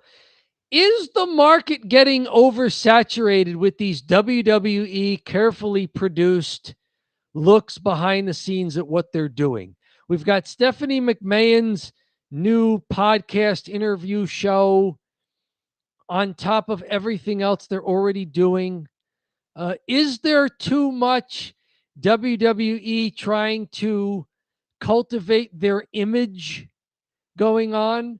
I don't want to go totally into shut up and wrestle mode, but for me, it's a shut up and wrestle. I don't care what you're doing otherwise programming if you're not delivering in the ring when I want to see a match. And maybe that puts me in the minority. But that's me. That's me. I'm in the minority. Another question I want to throw out to everybody there who's in the chat at the moment. Okay, I just saw your chat come in. It shows backstage development of matches and the creative team's processes. I don't know if I want to see that. I understand how sausage is made, but that doesn't mean I want to see you make this particular link of sausage. I want you to just do your job and present it to me in the form when it's finished. I don't need to see you making it. So, I don't, that's not the kind of show I would want to watch. Unless there was something really controversial, like I might be interested in Starrcade 97, which was the Hogan Sting match in WCW, where rumors were that they, I saw your LOL comment there, where rumors were that they were having lots of day of event problems getting together a match finish. And that, for its train wreck purposes, might be interesting to me. Like, how did you guys ruin what to that moment had been the biggest pay-per-view in company history, and maybe the biggest pay-per-view in pro wrestling history at that point, even bigger than anything WWE had done? That Starrcade 97 was enormous at the time, if anyone remembers it. So maybe that story I would be interested in. just because it was such a train wreck and it was such a singular moment that became notorious rather than, beloved. For those who know about what was going on, that, oh, how did they mess this up? Other than that, no, I don't need to see creative guys trying to pitch ideas to each other. I mean, John and I try to keep that to a minimum here and don't bury the lead. I don't usually like doing match predictions. I'm the guy that wants to watch the match. I want to be entertained by the athleticism and by what the performers are giving me in the ring, what the athletes are giving me in the ring, what the wrestlers are able to do when it's finally time to go. I'm more interested in just watching their abilities than I am in predicting things. And we sometimes joke about, doing a little fantasy booking here or there. And we usually only pull out the fantasy booking stuff when the show itself or the thing we're watching was such a train wreck that we're looking at it saying they have to be just setting up something down the road. Like, there's no way that this was possibly their plan to just give us this on this SmackDown episode. Like, this has to be because they're planning something else. And do we want to take a guess where this is going? But other than that, they did go over the Rock and Cena section of Cena's heel turn and how they had to pivot when The Rock became unavailable. Oh, is that for WrestleMania? That The Rock was unavailable for WrestleMania. Okay, because I thought the Cena heel turn was so well done. I thought The Rock with Cody Rhodes, Cody telling off The Rock, and then John Cena acting like he was, so thrilled for Cody Rhodes and then turning on Cody Rhodes there at Elimination Chamber. I thought the payoff at Elimination Chamber was fantastic. That was some of the WWE's best work that they've ever done that did not involve a match. And then the WrestleMania main event was going okay until the Travis Scott stuff. And if you're saying that The Rock was unavailable for WrestleMania, then maybe, that puts them in a bind. The Rock has been gone ever since. Yeah, they're really saving him for something, right? They are really saving The Rock's return. The question I want to put out there to everybody and that I want to put out to John when he comes back is somebody who is very conspicuous by his absence from SummerSlam. What is going on with the megastar L.A. Knight? It seems like Seth Rollins' injury, whether it was real or an angle, has buried L.A. Knight. How is this guy not involved in the first ever 2-night SummerSlam? I mean, I think that's the kind of guy who could take the belt from Cena as a babyface, and then if you wanted Cody Rhodes to come out and pretend, that he's all on LA Knight's side, because LA Knight was one of the guys that came out when Cody Rhodes won the belt from Roman Reigns to congratulate him. Then if you wanted Cody's heel turn to be against a true babyface like LA Knight, that would have worked. I think LA Knight has potential going after Seth Rollins whenever Rollins returns. But until then, if you have nothing for LA Knight to do, he's getting buried right now. They're effectively burying one of their top baby faces and a guy who still has room to grow. He's a guy who has not held one of the big world titles. He's held the U.S. belt, and he was really good with it. He was a workhorse. He was on TV a lot. He was wrestling on Smackdowns. He was wrestling on premium live events. He was everything you could ask for in a U.S. champ. It was the kind of thing where he was visible. He was working hard. He was getting other wrestlers opportunities. And he was good enough where he could be your main event for your weekly episodic TV show. Because you don't always want your world title on your TV show. He was everything they could have asked for that B-level belt, much like Gunther was when Gunther had the IC belt. Yeah, Seth's injury kind of screwed LA Knight. Absolutely. Sorry about that. No problem. Seth was meant to win at Saturday night's main event. Okay, I heard that was a rumor as well. Then they were supposed to have a feud going into SummerSlam. But instead, they couldn't just have the match finish as a no contest. So if Seth called an audible and hobbled up and like maybe told the ref, look, I can't go, but I don't want the match to get thrown out. Tell LA to kick me in the gut and hit the BFT and pin me. Yeah. And then the ref kind of relays that to LA Knight and they go ahead with it. And LA Knight leans into a little bit, and, trash talks him a little after pinning him and then leaves the ring and, is just visibly annoyed. But, if this is a work, it's burying LA Knight.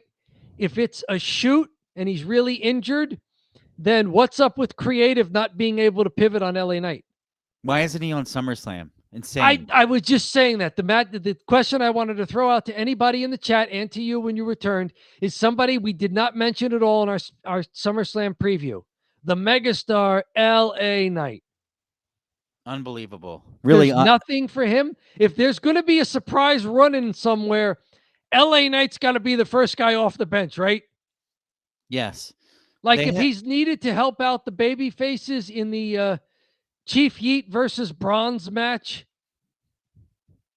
I want that. If there's somebody who needs to help out Jacob Fatu against the MRF and Tongas, the My Family Tree, should be LA Knight coming in off the bench. Just really, really odd. Really, really odd. We got Jelly Roll and we don't get LA Knight. Like, what are we doing? What are we doing? Let me. I mean, there's a lot of matches. There's 2 nights. Like, there's 12 matches over the course of 2 nights. You put 12 people in one tag team match. There's plenty of spots. Look at the men's. You even look at like some of the matches. You've got, you couldn't find LA Knight a spot here anywhere. Even in this, I wonder if Sami Zayn carrying Cross was filling in that placeholder. That like LA Knight, Seth Rollins can't happen, so let's take something that we haven't already resolved from Raw that we think is hot. And, in that case, Sami Zayn is always a good crowd reaction, and carrying Cross, if anybody deserves to be on a premium live event, I think carrying Cross deserves a chance. Yeah. So, but maybe that match was the placeholder. Yeah, that one got put in because he was supposed to be up against Seth. That makes sense. I mean, it could be worse. He could be Drew McIntyre and Randy Orton, right? Because he would have had to be on Jelly Roll's team, right? He would have had to be on the babyface, against Logan Paul, who he feuded with over the U.S. belt, and against Drew McIntyre, who he feuded with. Quite frankly, LA Knight probably makes more sense of Randy Orton, but Randy did something bad, so he's stuck in this match. But LA Knight's stuck in catering. Let's even see here. Just about every title is going to be contested. Yes, the Women's United States title is not being contested. Julia won that belt from Zelina Vega and has been just buried. It's almost been Shinsuke Nakamura. Where Nakamura knocked off LA Knight at, Survivor Series. And they didn't have him do anything with the belt. And so they put it back on LA Knight in January. So they could build to Jacob Fatu at WrestleMania. Like Julia, who I'd like to see more of. She seems to be a good wrestler. She's kind of that Japanese style. I'd like to see her wrestle. They put the belt on her and nothing's happening. And she's not, I'm trying to remember if she wrestled on Evolution. I don't think she did. And now SummerSlam, I mean, when is she going to wrestle? When is she going to defend that belt? When are we going to see more of her? Can we get her on a big stage? But maybe that's if we wanted to say, we're having a big disappointment from SummerSlam. My big disappointment is that creative has found nothing to do for LA Knight. As far as I know, unless he's going to be a surprise. If he's going to be a surprise, then everything is forgiven. Yeah. Fixer saying U.S. titles, men's and women's, are a nothing burger belt. Is that a new opinion you have, Fixer? Or is that just something recent? Because I thought when LA Knight had the U.S. title belt, that was one of my favorite title reigns that I've seen since John and I have been back watching SmackDown regularly, because he was wrestling on SmackDown and he made the belt look like a big deal. And Chelsea Green, when she had the U.S. title belt. When Chelsea Green, maybe it's just the drop off, like LA Knight and Chelsea Green. It's like your dream team having the U.S. titles. Then they go to Jacob Fatu and now Solo Sikoa, and you're wondering if this is just going to be a prop in the faction wars. And then for Julia, it's like we're not even seeing her. Julia beat Zelina Vega in SmackDown earlier in a U.S. title defense. So they finally gave her a title defense. It's against the wrestler she won the belt from, and it was on SmackDown. I'm still not seeing enough from that belt. I want to see who else they've lined up for Julia to challenge for that belt. Oh, damn. Is there a Becky Lynch, Lyra Valkyria worthy feud on the SmackDown side for Julia? Yeah, that's interesting. They gave her the belt because I have no idea who she is. We've seen her. She put on a pretty good show in the women's Money in the Bank. So we've seen her. She's a good wrestler. Recent call up, I think, from NXT. Mm-hmm. But I just want to see more with that title. Yeah. The titles have been passed around like they're playing musical chairs. Yeah, the Shinsuke Nakamura, in retrospect, meaningless interruption of LA Knight's title reign, especially because Jacob Fatu taking it off of LA Knight after, say, a 7-month reign would have been so much much bigger chip for Jacob Fatu than taking it off him after a 3-month title reign. So that would have been a bigger deal. Like it would have been like close to 8 months that LA Knight had held that belt from SummerSlam all the way around to April. So September, October, November, December, January, February, March, April, 8.5 months. That would have been a big title reign for Jacob Fatu to end at WrestleMania. Instead, he ended like a 3-month title reign. All right. So I think the belts can be big if they do something with them. Yeah. I like the titles that we get to see defended a lot on TV. And then every now and then you put them on a premium live event. The key is they got to defend them and not make too many of them. Yep. That's the other thing. Don't make too many of them. Okay. Because I see your cat in the picture. Is that our sign that it's Italian goodbye time? Yeah, he is here. He's made himself at home, as he is home. Yes. And yeah, I think this is the Italian goodbye we're at here. We had a big. You've been Italian goodbying for a while. I was. Yeah, no, this has been quite. I was ranting about LA Knight and stuff that wasn't on SummerSlam. We had 2,000 views on our most recent video, which was good. A much needed one. That was Luke Gallows talking about leaving pro wrestling organizations and not feeling like you have to thank everybody profusely for firing you. Yeah, and then I agree. They don't know what they're doing with the U.S. titles. There is a certain like, what are they doing? Sometimes it's just troublesome if they go away. Like the U.S. titles go away for some reason when really they should just be out there when they're on the undercard. Like, hey, it's the undercard title. Yep. But yeah, so I think I'm gonna release some stuff about Cheap Heat.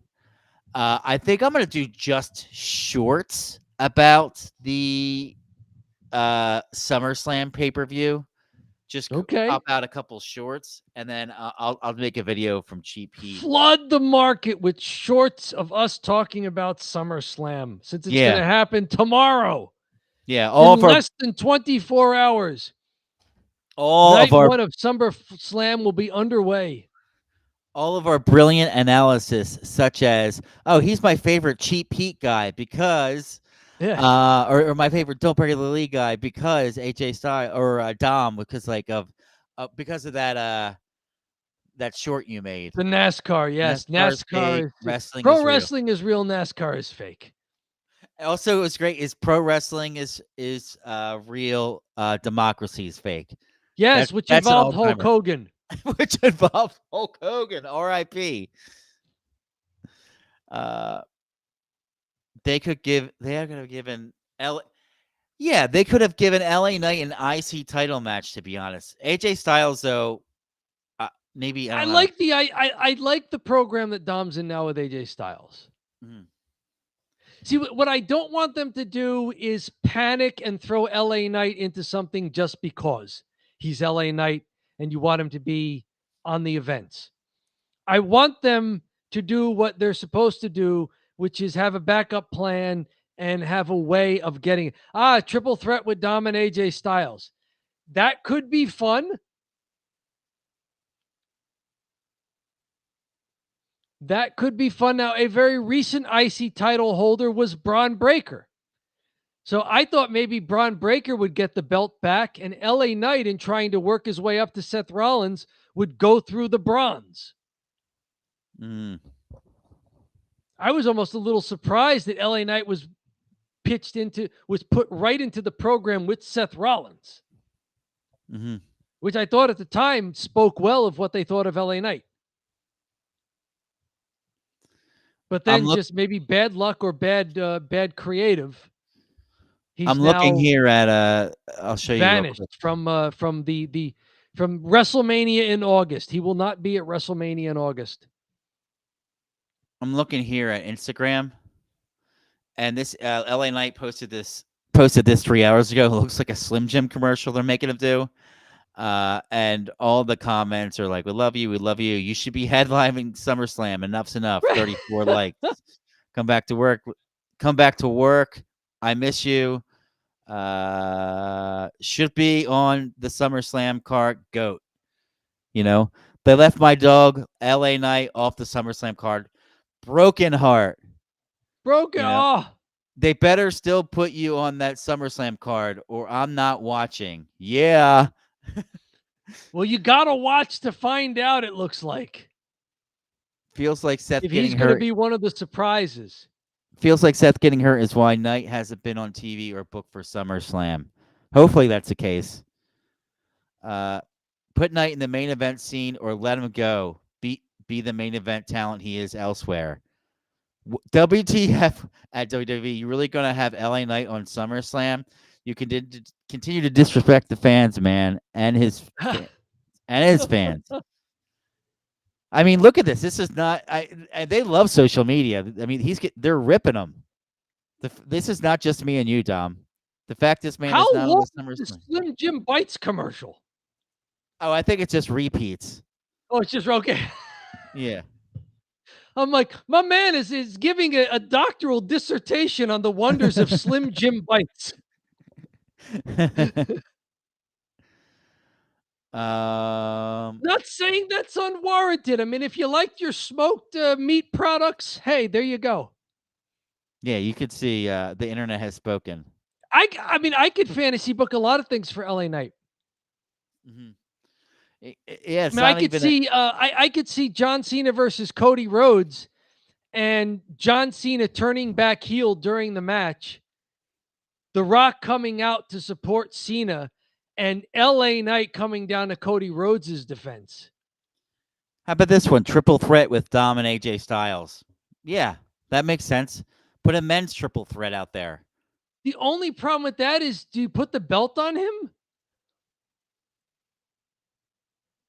I mean, you can't take him from being in a program with Seth Rollins that was building to SummerSlam to now having him be the third wheel in somebody else's feud for a B-level belt. Yeah.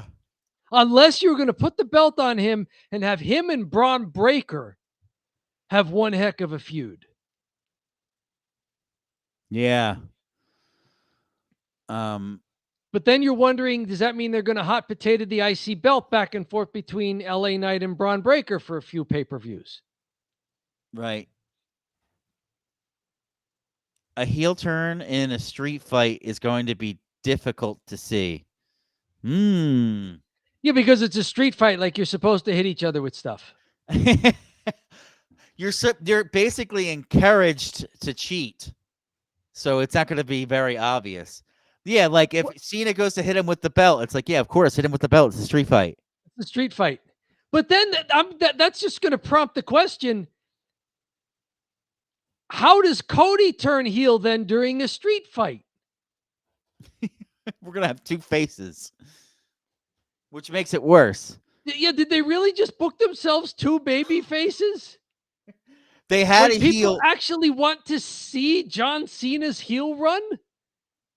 Let me throw this out there. I mean, do you think the crowd has reacted well to John Cena's heel run? Yeah, it's been great. I think they have. No, it's not been crickets. They mostly boo. If they cheer, he puts them in their place, and then they start booing them again. You know? I think a heel run, like I mentioned, I think a heel run is better for John Cena's wrestling ability at this stage of his career. Yeah. Agreed. All right, Dom. I am getting tired. Thank you so much for joining. Much appreciated. It's a big weekend. Thank you, The Fixer, and thank you, WWE Movie Maker, for jumping into the chat there and giving us some updates. And everybody else who watched but was silent partners in this Don't Bury the Lead live stream. Thank you very much wherever you're watching. Remember to find us on YouTube if you haven't yet. Don't Bury the Lead, a wrestling channel at YouTube. Help us climb the next mountain. Enjoy all of our content there in the archive and keep watching for new stuff. Yep. John, it's been real. It has been real, Dom. Thanks so much for doing this. Much appreciated. I appreciate your flexibility, being able to hop on tonight. Fixer, thanks as always for your amazing commentary. And we had another one, WWE Movie Maker. Thanks for chiming in. It's great when you have new people chime in. Thank you so much for joining, and have a great rest of your